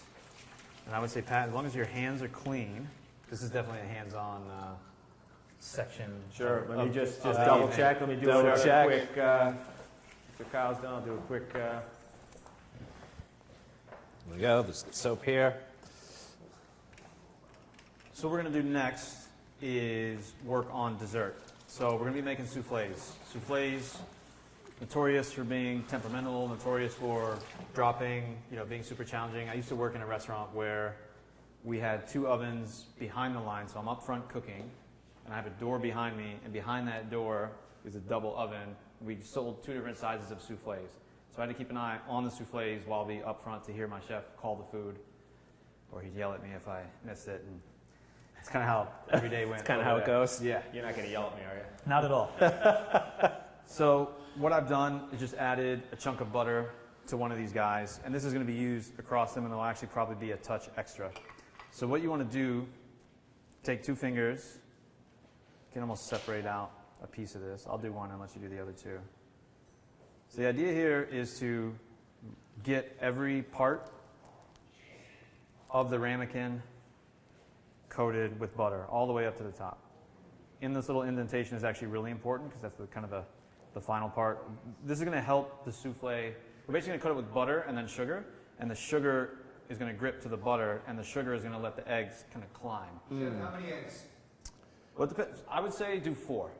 Yeah, let's do 4. So again, you'll probably have a little bit of extra butter. I might have given you too much there. So we'll put this into this guy. You know what, I might just finish this part just so I save you a step and I'll let you do the next two. You're the chef. I just hope the dessert smells as good as the rest of this. I know, it's smelling That's- really good, isn't it? Yeah. That's almost ready. amazing. So this is kind of what you're looking for. Full coating, it's okay if a little bit of it's up top. You definitely want a good layer in there. This is not a healthy dessert, just to be clear. So we'll go ahead and do this. If you can grab the box of sugar that's back there on the corner. No, you didn't do a calorie count for this. Not did at you? all. No, No, good. this is good. COVID-15. More like COVID-20, but Well, who's counting? COVID-19 to be precise. yeah, right. All right, this one's good. Do one more. Outside of these are going to be a little slippery just because of the butter. But what we're basically going to do is take sugar. We're going to pour it into one of them, one of the ramekins. Okay. And as it starts to stick, you want to coat. I'm going to wash my hands real quick, excuse me, and then I'll show you this next step. I would say, since you are from Lexington, I thought you'd appreciate my glass. Oh, nice. Yeah. A good friend of mine actually got married at Buffalo Trace. Yeah? Nice. It was a blurry evening. There was a bourbon fountain, actually, at his wedding. Wow. That's never a good idea. Mic'd up now. You're mic'd up? All right, you want to take over? If someone doesn't have the ramekin, what should we use? You could use anything that's oven safe. Could be glass. You can also do this in one large one. Cooking time would vary slightly. If you have a small... If you have anything that's stainless steel, it's probably best. If you don't have anything that's porcelain, if you don't have anything glass, stainless steel is probably the next best. But it really could be in any vessel. It'll vary the cook time slightly, but this is actually more based on, you'll be able to tell if it's done by sight more than anything else. Okay. So what I'm going to do So first... maybe like a stainless steel 1-cup measurer? Could work, actually. Yeah, it actually really could work. I'm going to use this. This is Thinking about what's in my That's kitchen. pretty good. Yeah, that could work. Not a working fridge, as I understand. No, but Yale Electric is coming on Monday with a new fridge. All right, It's so been we're 2 gonna go weeks. straight into one container with a good amount of sugar. And the idea is that we're going to rotate it on its side, and all the excess sugar is going to pour into the next one. So you're kind of just doing 2 steps at once. Okay. And you'll kind of want to shake it all out. So you have a completely coated vessel, and again, that's going to help allow the eggs to grip. All right, so let's see where we are here. Looking like a pro there, Pat. My wife has a lot of kitchen gadgets. So what do I, in this one, do I go back in, or what do I do with the last one? With the last one, we're going to put it actually into, you can actually dump it, you know what? You can actually put it into this. That'll be next. Yep. Whatever's left, you can dump it straight into there. All right, we're getting close. I'm going to open this up. All right. Behind you, just double check the chicken. Yeah, we're probably like 2 minutes on that. So I have my wife is cooking along, and she Oh, has nice. my 7.5 and 6-year-old there. So I have to Wonderful. at least say hi to Hannah and Ben at home cooking. That's sweet. All right. Okay, so we're going to take the excess sugar, put it into a pot. I'm going to add the egg yolks to this. So it's literally just egg yolks and sugar. Ideally, if you have a rubber spatula, excuse me, that is perfect, because what you're going to want to do is mash these guys up a little bit. Kind of start to stir them together. So they'll get a little pale yellow the more you stir them. And that's just incorporating oxygen into it. It's fat, so traps oxygen. But the idea is really just to get that sugar dissolved. So we're going to add this on low heat. And we're going to slowly add a little bit of flour to it. So basically this is the base for the souffle. So it's 2 parts. Egg yolks, sugar, flour, slowly cooked. Separately, we're going to whisk the egg whites, which is going to take some good forearm strength. Once this is cooked, cooled down, we slowly fold in those egg whites. That whole mix goes into these, straight into the oven. So I'm going to finish this base. We're going to pull out that chicken in about 2 or 3 minutes. And this will all be cooling while we're plating the chicken. And then we'll go right into dessert. All right. We've got pretty low heat here. So this is definitely something you do not want to walk away from. It also won't take that long.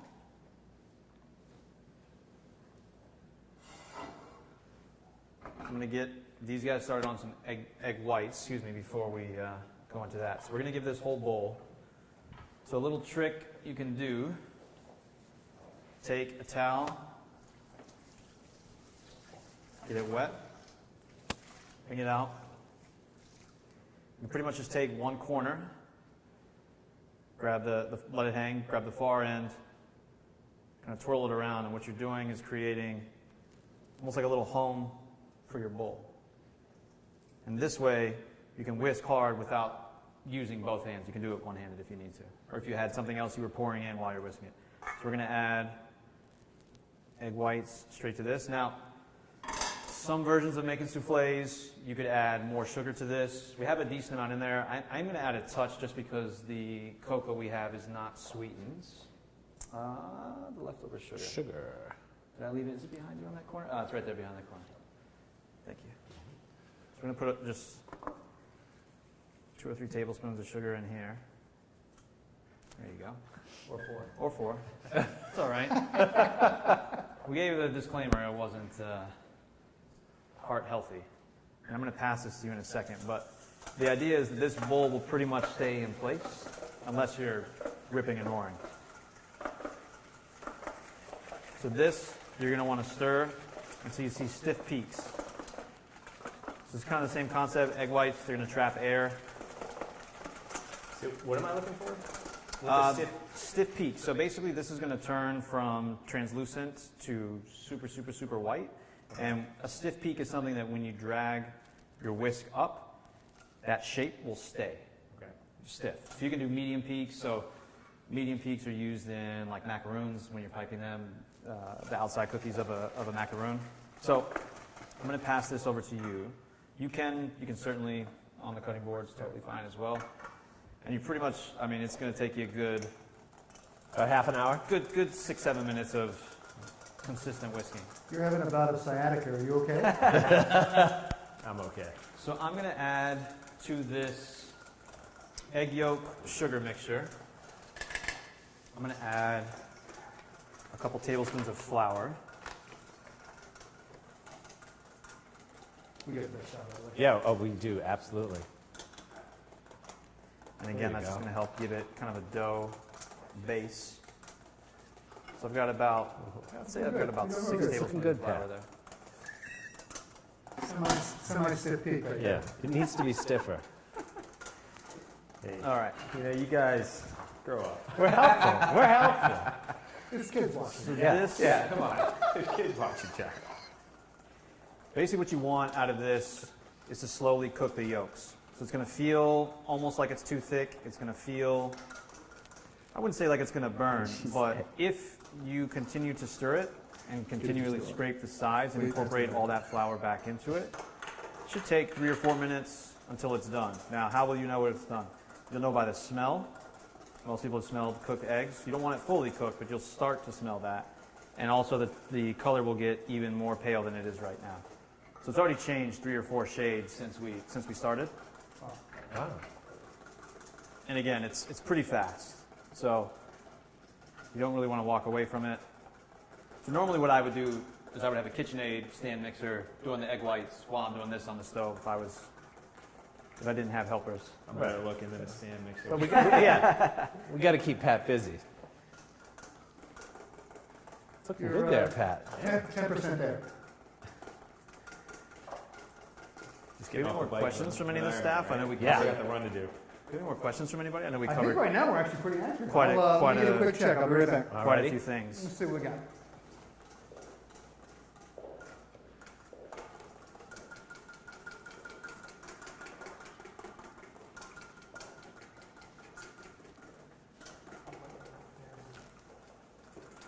One arm's going to be huge. It's going to be swole. So as this cooks, it'll start to thicken, which is a combination of the yolks and the flour. So it's the starch and the flour being activated, the gluten being activated, plus the yolks. About how much flour did you add in there, David? I added about 6 tablespoons, 5 to 6 tablespoons for 4 yolks. Okay. It's usually a tablespoon and a half per yolk-ish. Again, not all eggs are the same size, so And you don't have to sift it or anything like that? you don't need to sift it. It'll get broken apart here. I mean, it's not lumpy at all. It'll cook out even if it was. Hey, Chef, they're going to Yes. post the actual steps for separating the egg whites all the way through. Got it. Maybe give a quick little overview. Sure. So really, separating eggs, make sure you just have a few bowls handy. Some people separate eggshell to eggshell. The eggshell corners are extremely sharp, so if you didn't make a clean break, you have the chance of poking that yolk, which will contaminate the whites, not allowing it to do that. So in an ideal world, I would say use your hands to separate, use your fingers to separate. Super delicate, but pretty easy. So this has taken on a little bit of a different texture. Usually the way I judge it is by dragging something through it, and at the speed that the sides come back to the center, you can judge how cooked it is. Yeah, so where are you looking to stop it? So this is actually pretty close. So I'm actually looking for a color and a weight. And by weight, I mean how much resistance it's giving me as I'm moving it. Now, keep in mind, there's flour in here, so there's gluten. So the more you stir it, the harder it's going to get naturally, which is why I'm trying to kind of do it in these spurts instead of constantly stirring it. We're getting very close. Pat, just so you know, Ben and Hannah are still awake, and they are watching you do that. Good. So, Not surprising. All right. This is about done. I'm going to drag my spatula through a few times so people can see, but you want it to kind of come back slowly. So this one, I mean, you see how long it's taking for that to close up? Yep. It's almost not even closing up. It's just barely, and it's still leaving the shape. So this is perfect. Perfect. So we're going to take this off the heat. And what I'm going to do is actually still stir it right now. So I'm actually cooling it down. And this is just for the sake of our time frame. Yep. Just to help kind of cool it down so that we can use it sooner than later. hey, Chef, have we done anything with the chocolate yet? We have not. We're going to do it as soon as this is cold, actually. Fantastic. Chocolate's going to go actually right into this guy once it's done. Sounds all right. Basically, the egg whites. I know. I'm sorry. You got. No, it's all right. I don't mind. It's You're actually. getting exercise in the evening. Yeah. You're getting close though. His middle name is Stan Mixer. This So would many ways happen I could once, go, and I yeah. buy a stand mixer. You're a quarter away. Good job. All right. Actually, So I'm going interesting to let see how this. thick it gets. I'm going to let this sit. It's fine where it is. You're getting close. Still got a little ways to go. So what I'm going to do is take the chicken out and actually finish the squash, Brussels sprouts, and chicken. By that time, this will be done. We'll put that together, fire it in the oven. We can answer any questions. Let you guys eat some chicken. Take it from there. All right. So squash is now pretty cool. I'm going to go right behind you just for 1 second. All right, chicken. So you can tell it's done by a couple ways. So you can see this dark spot, that is blood, and that basically means that a lot of the moisture has left the chicken, a lot of the fat, the blood, the albumin, and it's forcing it out. So this is now done. So what I'm going to do is just turn it over for a second and put it back in the oven. And all that's really going to allow it to do is this skin crisp up just a touch more so that it's not sitting in fat. So we'll come back to that in about 2 minutes, and that's done. All right, spaghetti squash. You can do this with a spoon, you can do it with a fork. Yeah? Sure. Uh-huh. About how much flour they need to put in the mix. So if you have four for the souffles, Yeah. so if you have 4 egg yolks, it's roughly going to be 6 tablespoons of flour. If you do a touch more, a touch less, it's not going to.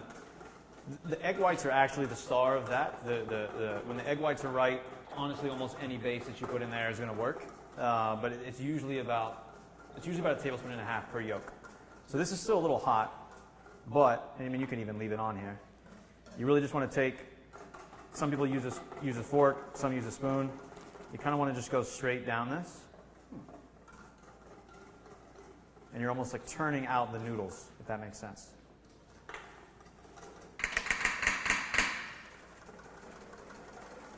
can see it's still really hot. If you're looking at this, you can see the flesh where it's pale right there. You can see all the way to the skin. That means that's the end of it. Stop scraping when you hit that point. So you get all this out of here. Now this is going to be, it's actually really, it's naturally sweet, but it's kind of nutty. Definitely gives a different vibe to a dish. So I'm going to spread this out, let this cool. We'll season this afterwards. I'm not going to scrape this whole one because that might be, actually, you know what? We've got a few people here that might want to eat. We'll get it all out there. All right, you're definitely getting close. So now you see it's completely white, it's no longer translucent. So I would say if you set the bowl down for a second and just lift your, so that's like a soft peak.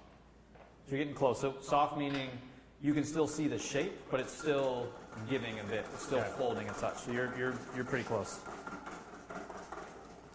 Now I know why they put me on last. You're the endurance. You're in the best shape. At least they're honest. You know? Suck it up, Iron Man. Keep going. All right. So spaghetti squash is out. I'll wash my hands.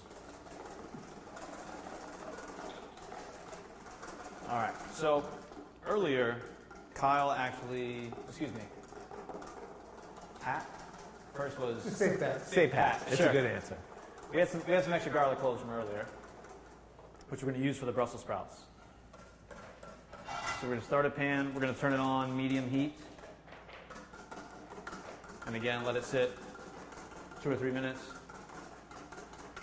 This base, if you can see it now, pale, white, slowly, slowly, slowly, slowly coming back. That's what you want. So at this stage, we're going to take some of the cocoa powder and fold it in. I'm going to take this, set it here.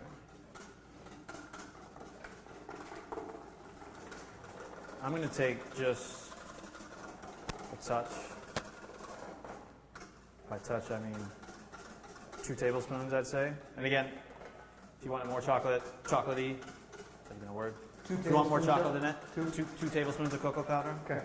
And you'll see, it might sound like a lot, but as you start to whisk this in, you kind of have to press it. You're almost like forcing it into the egg yolk mixture. You don't want to use a whisk on this. And this will take you a few moments to kind of get it all in. It will be thick. That's the right consistency.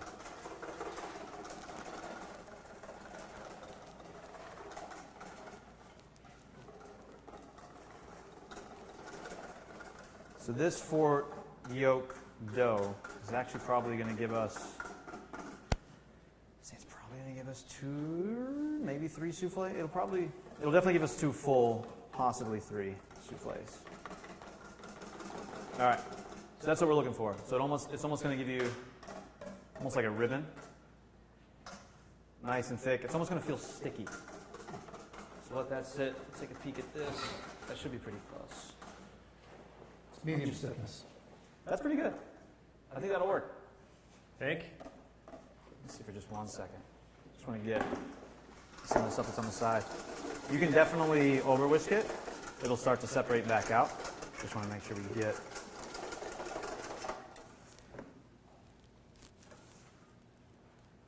That's great. Yeah, yeah, that's great. Thank you. I'm good at making circles in my hand.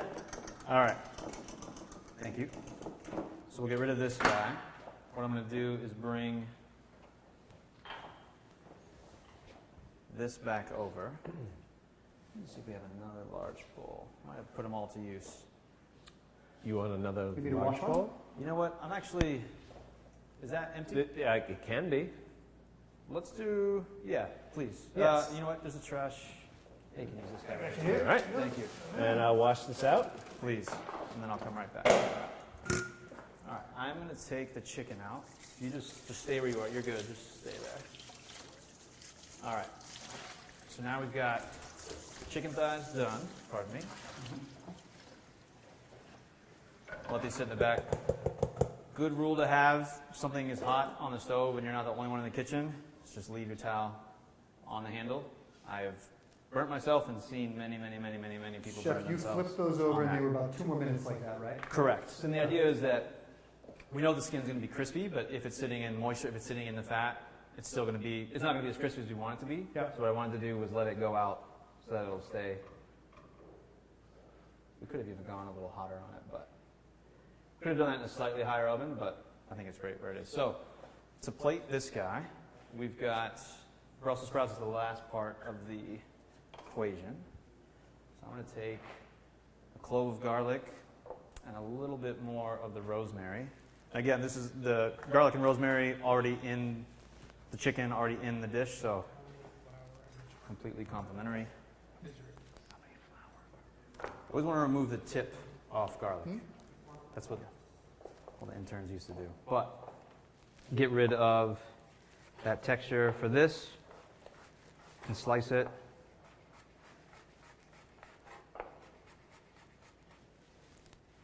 These, kind of same as before, can really go down. Get most of those off. Line these up to a degree. Again, you really just want as few passes with your knife as possible, so you're not really bruising it. Because you'll see if you just run your knife real fast back and forth, it'll be black before you even cook with it. Now some of these long guys you can kind of put back in and do small little. Okay. All right. Brussels sprouts. Key to Brussels sprouts is actually oil. It's fat. So you might think you're adding too much, but you're not. And you want to do it in stages. So I'm going to turn this up slightly higher. This might need another minute or so. Fine. These are resting. As we were speaking earlier, you want your protein to rest. You don't want to eat it right away. All the juices inside are moving rapidly. They'll start to slow down as the temperature slows down. So if you were to cut this while it was very hot, they would rush out faster than if it was slightly cooler. It's still plenty hot. It's in a warm pan. The skin is also keeping that heat in there. Spaghetti squash is still hot. It's actually cooling down a touch. So we're going to saute this. Spaghetti squash is going to go down first. Chicken thigh on top of it. Brussels sprouts with it. Dave, how will you know when the oil is hot enough? So the key to this is really getting the pan hot enough. If your pan's hot enough, your oil will get hot enough right away. My theory is you should let it sit for a good 3 to 4 minutes before you use it for anything. I typically, if I know I'm going to use it the next 10 or 15 minutes, I'll turn it on low like I did earlier and just let it sit. With stainless steel, there's no issue letting it get that hot. If you had nonstick, for example, and you did that, if you let it go too hot for too long, eventually that will start to scrape away. That's why you see nonsticks deteriorating, and from metal tools on it. Chef, before you do that, Sure. Once again, the flour with the souffle, can you just stress the ratio? Sure, it's usually about 1.5 tablespoons per egg yolk. And really the idea there is you're trying to add enough flour so that the eggs don't scramble. Basically, when you mix the sugar and the egg yolks and the flour together first, it's you're partially on your way to a pancake, to a fritter base, to something that would form, I guess what we would call a skin or I say crepe, but it's not. Something that would resemble a pancake to a degree. You're cooking it on low heat slowly to avoid anything sitting directly on the heat for a long period of time, so it won't scramble, it won't cook, it won't form any kind of shape. And the flour really adds body, adds volume. So as that gluten starts to work, it starts to get thick. And you'll see how it'll play in. It seems really thick right now.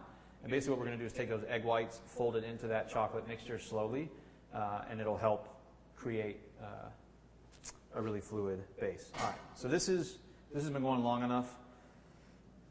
I know this might not work for everybody, but I guess I just got used to a feel. You'll notice right away if it's not hot enough. But basically what you want when you add your oils, you want the oil to move quickly. If you see a touch of smoke, that's great too. I'm going to try to add this, but I would say you might want to step back just a touch for your benefit. You see why. All right. A couple things when sauteing. Don't move it that often, especially on the first move. Let it sit. What it's doing right now is developing a sear. Same thing here. It's a crust. So a sear is basically locking in moisture, especially a vegetable that has a lot of water. And what I said by fat, Brussels sprouts, you listen to the sound. It'll start to get more quiet, more quiet, more quiet, more quiet if we let it sit like this. It's not what we want. You want that. That is what you want to hear. Again, it seems like a lot. You'll see. So I'll do salt. Restaurant salt, maybe is what I should say.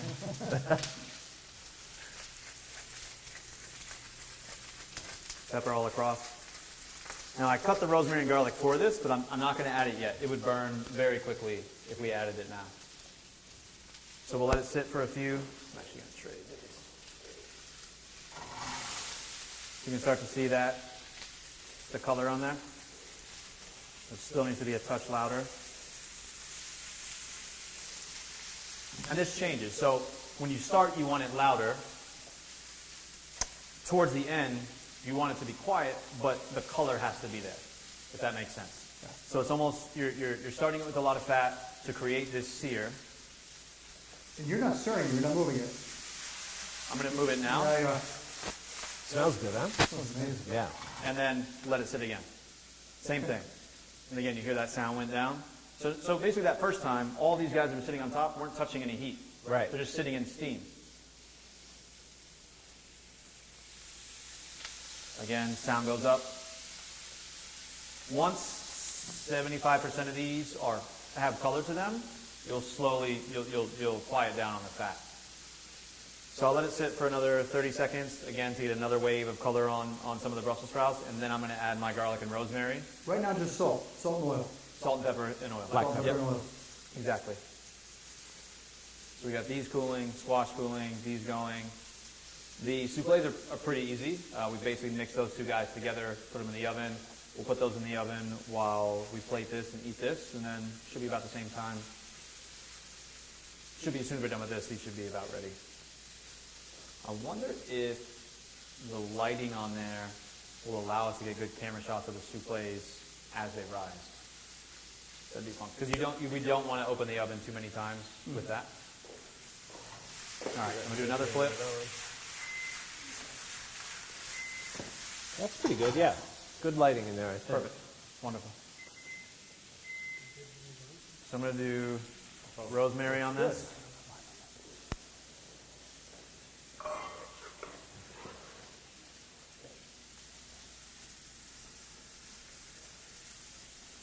And then I'm going to do amazing. the garlic as Doesn't it? well.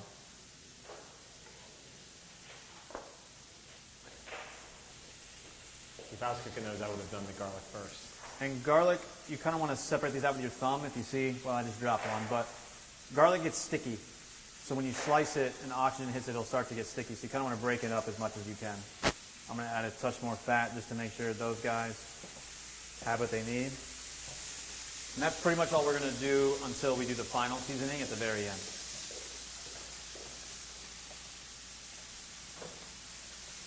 Hey, Chef, what temperature is the oven right now?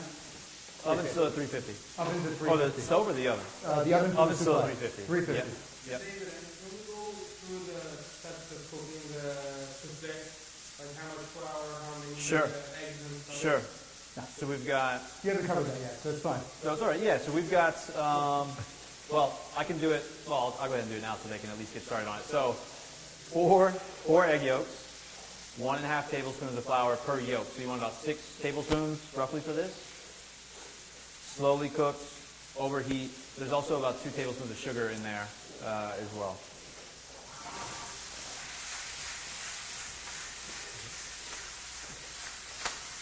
So this is the point where you see a decent amount of them with color on it. You don't really need to add too much fat. In theory, if you've done it correctly, that sound will pretty much stay the same until you take them out of the pan. You've added new things that be cooked, so there's moisture coming from the garlic now as well, so that's going to add sound to it. How long is the garlic in there? I just put it in, so about halfway through. How long is too long for it not to burn? It's a combination. So, for example, there's garlic slices here that haven't really been touched. And then there's some that's here on the side that are starting to get some color. Hence the rotation. So you want to make sure everything gets cooked evenly.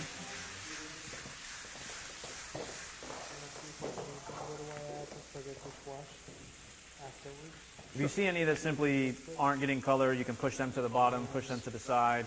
You can move it around in multiple ways. These. You can use tongs if you want. Again, if you see one, for example, like this, that doesn't really have any color, you can force it to the bottom, position it to the bottom. Hey, Chef, have you done anything with the spaghetti squash from a seasoning standpoint yet? Not yet. We'll have to do that next. And we've got some ambitious folks that may have cooked their souffle. Is there any technique not to get it to fall after it's Eat baked? it. Eat it. Eat it. Well, You're start pretty with much- dessert, Jay. Why not? Go backwards. You're pretty much, yeah, Okay. you gotta eat it. It's not Is the that end of for the Kyla? world. Dessert first is not the worst. All right, so Brussels sprouts are finishing up. A lot of people like to add vinegar. You can do a tablespoon of apple cider vinegar, sherry vinegar. I mean, you could use any kind of vinegar you want, but I would say red wine, apple cider, probably be the best for this. Sherry. You could do a lemon. All right. These are pretty much done. What I'm going to do is let them sit in the pan for a minute, off the heat. They're going to continue to cook a touch from the residual heat, but I'm leaving them intentionally so that they stay warm while we plate the rest of this. So, David, we're going to lose your audio for about a minute. Okay. So, yeah. Sure. Good to know. Sounds all right. All right.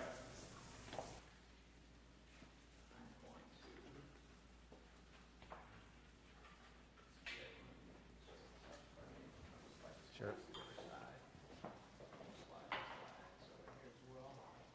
David, you are back live. All right. With my back to them. And Kyle's beer. Kyle's beer. Let's get rid of Kyle's beer. Kyle's beer. Looking for a home. All right. So we're going to actually take a moment and get this together. Okay. So we have a washed bowl. Yes, that's clean. Thank you. I'm going to get just the excess water out of it. So what we're going to do is add this mixture, which is nice and thick. We're going to try to scrape This way. as much of it off as we can.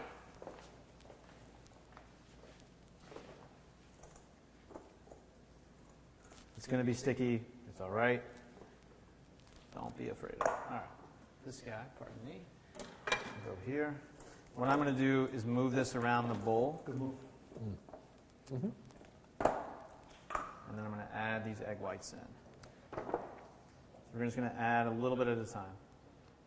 This first little bit is, I would say, less important from a, well, let me back up. The reason we're doing these separately and the reason we whisk these so hard to get the stiff peaks is so that the souffle will rise. So in theory, if you stir that too long, you're going to deflate the air. So the whisk is adding air, the spatula is taking it away. But this first batch of egg whites is more to make it homogeneous. It'll take a few minutes. It's meant to be, as I mentioned, sticky.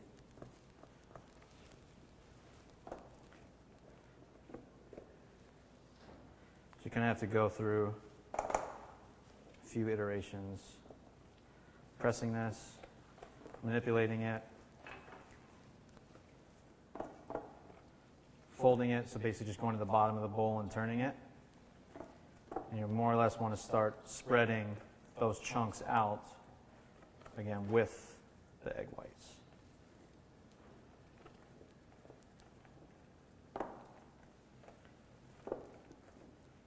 This is really what happens in kitchens. I think people often think that we stand around and stir pots and make cookies, but looking at textures, looking at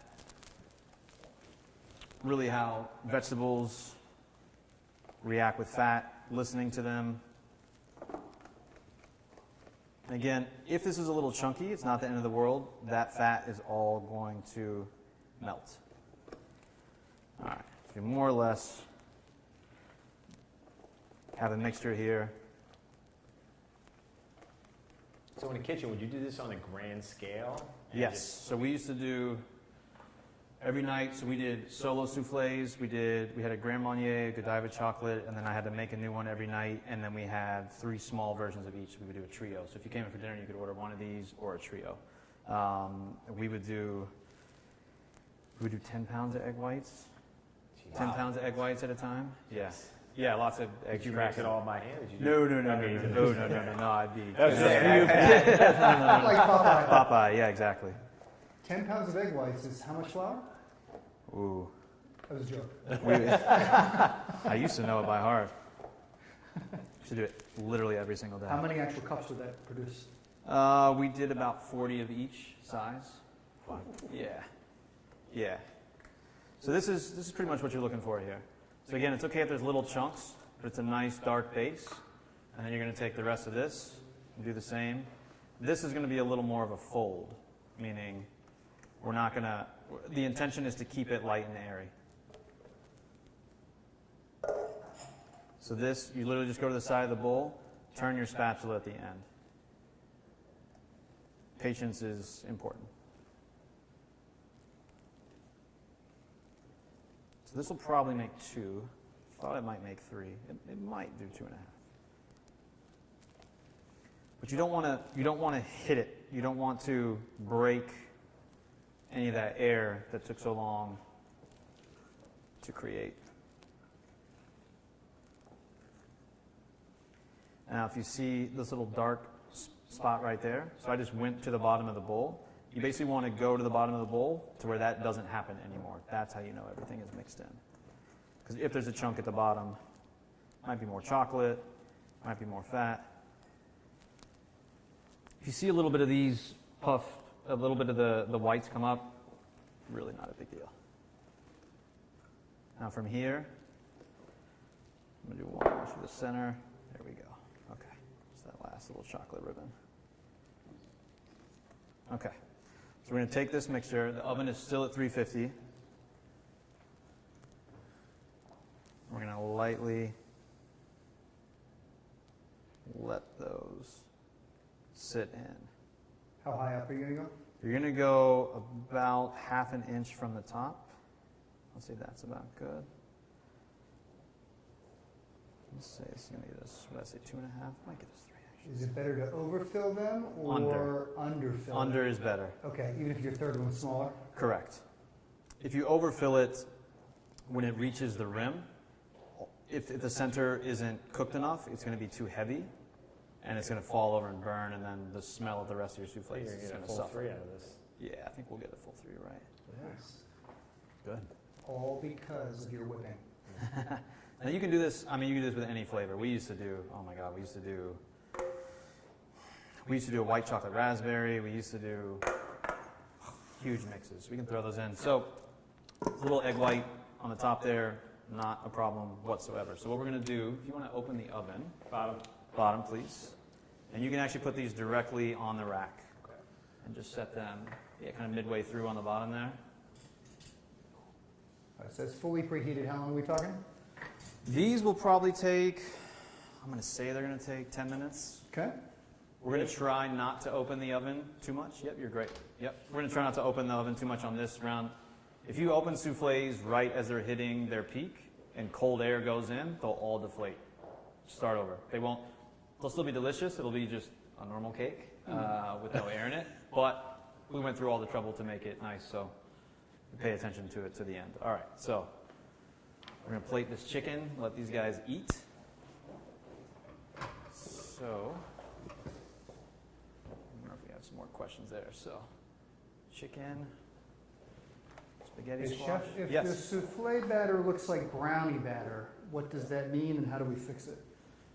Does it look like brownie batter from the color or the texture? It's fantastic because it's not my souffle mess up here.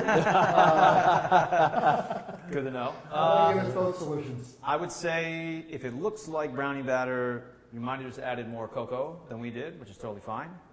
If it doesn't feel light and airy, it's probably not going to rise as tall. Still going to be tasty, but just not going to be that look of a souffle that you go for.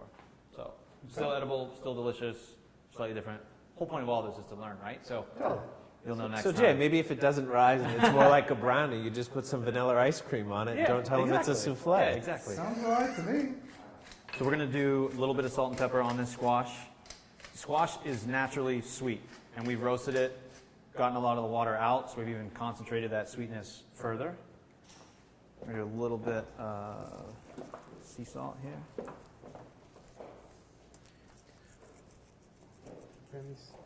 This sea salt is not just for salinity, it's for texture as well. To do with the squash. If people are wondering why we're using it. Normally in a restaurant, we all tape our spoons so that they're all, you know whose they are. If you see one with a hole in it, it's a perforated spoon. The idea with these are actually, there's a chef named Gray Coons. You can see it. He's got it on the back of every spoon. He's a guy, his parents were American. He was born in Hong Kong, but he came up with a lot of tools that really just made sense. So this is a 2-ounce spoon. So whenever you're in a restaurant where it's really precise on the batch of sauce you're making for the night, you know that you need 120 ounces. This is your actual measuring tool while you're using it to make sure you're doing it So correctly. David, we did have a question that came in. So Sure. when, could you go over the seasoning of the squash once Sure. you took it out? Yeah, once you take it out, so again, tons of water in here, so you want to really, we were speaking earlier, if you season it in the beginning, a lot of that water is going to push the seasoning off of it, literally push it to the corners of the pan. So we didn't season it first, we roasted it, we turned it over, we let that steam leave, scrape it, let even more of that steam leave, now we season it.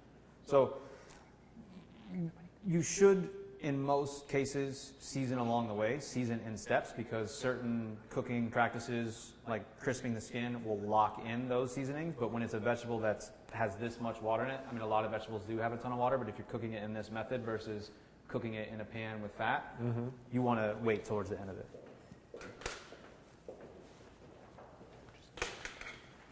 So what I'm going to do is take, it's kind of like building a home almost for the chicken thigh. Thank you. That's perfect. Yeah, thank you.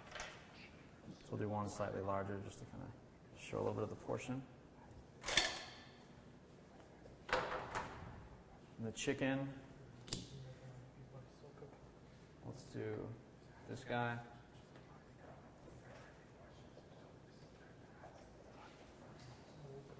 So good. You guys are about to eat it, so we'll plate the rest of these after. So again, I mean, most of these dishes we're cooking tonight are 3 components, 4 components, pretty straightforward. A lot of these you can also do ahead of time. The squash you can do ahead of time. You could have got it to this point the night before, put it in the fridge, wrap it, put it in the fridge, put it in the oven for 10 or 15 minutes to bring it back up, season it at that point, put it on the bottom.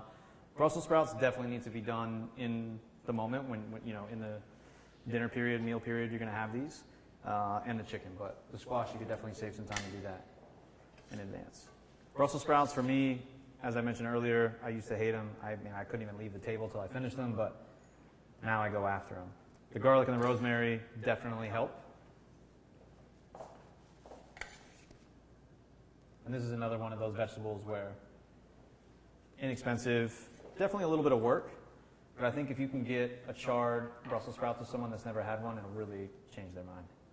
Chef, for the squash, when you baked it, did you use oil? We did put a little bit of canola oil down. A little bit of canola oil. Correct. That's it. Pretty simple. So if you wanted to, let's say, add a sauce, if you wanted to, for me, hot sauce is pretty much all you need here. You've got a ton of moisture from the chicken, ton of moisture from the squash, and a ton of moisture from the Brussels sprouts. You really don't need that wet kind of sauce. I will do a little bit of fresh pepper over top of everything, and that's more for just aromatic. As you're eating, you're breathing in a little bit of that. That dish is done. So, who's up? That looks Maybe really good. That's a question for you guys. We got to get Kyle in here because he hasn't eaten all day. Let me go get Kyle. Grab Kyle, we'll get that over to him. So we're, well, John and I are long-winded, and we know the pad is full of hot air. So Sure. we're running a little bit late here. Oh, So- I'm sorry, okay. No, you're fine. If we were to be wrapping this up in the next couple of minutes, just want to Yeah. give everybody a chance to ask Yes. any final questions. Quick. of Chef. Sure, sure. The souffle is in there right now. Souffle's in the oven, should be done in 5, 6, 7 minutes. Yeah, so we'll hang live It's just already for rising. a couple Yeah. more minutes here. And Yeah. please ask any questions if you have them. Sure. So I don't know if the camera, I'm going to literally ask you guys if it'll capture through there, but you can start to see the souffle start to rise. So the one on the right was slightly less full, so that's not rising at a different rate. There's just less product in there. And what you'll notice is with that sugar and butter that's around the sides of it, as it gets above the container rim, you'll see a little bit of that sugar on the outside of it, and that's actually going to add a nice texture bite at the end. Got wine too? Perfect, yeah. No questions, or maybe Jason's taking a look at it.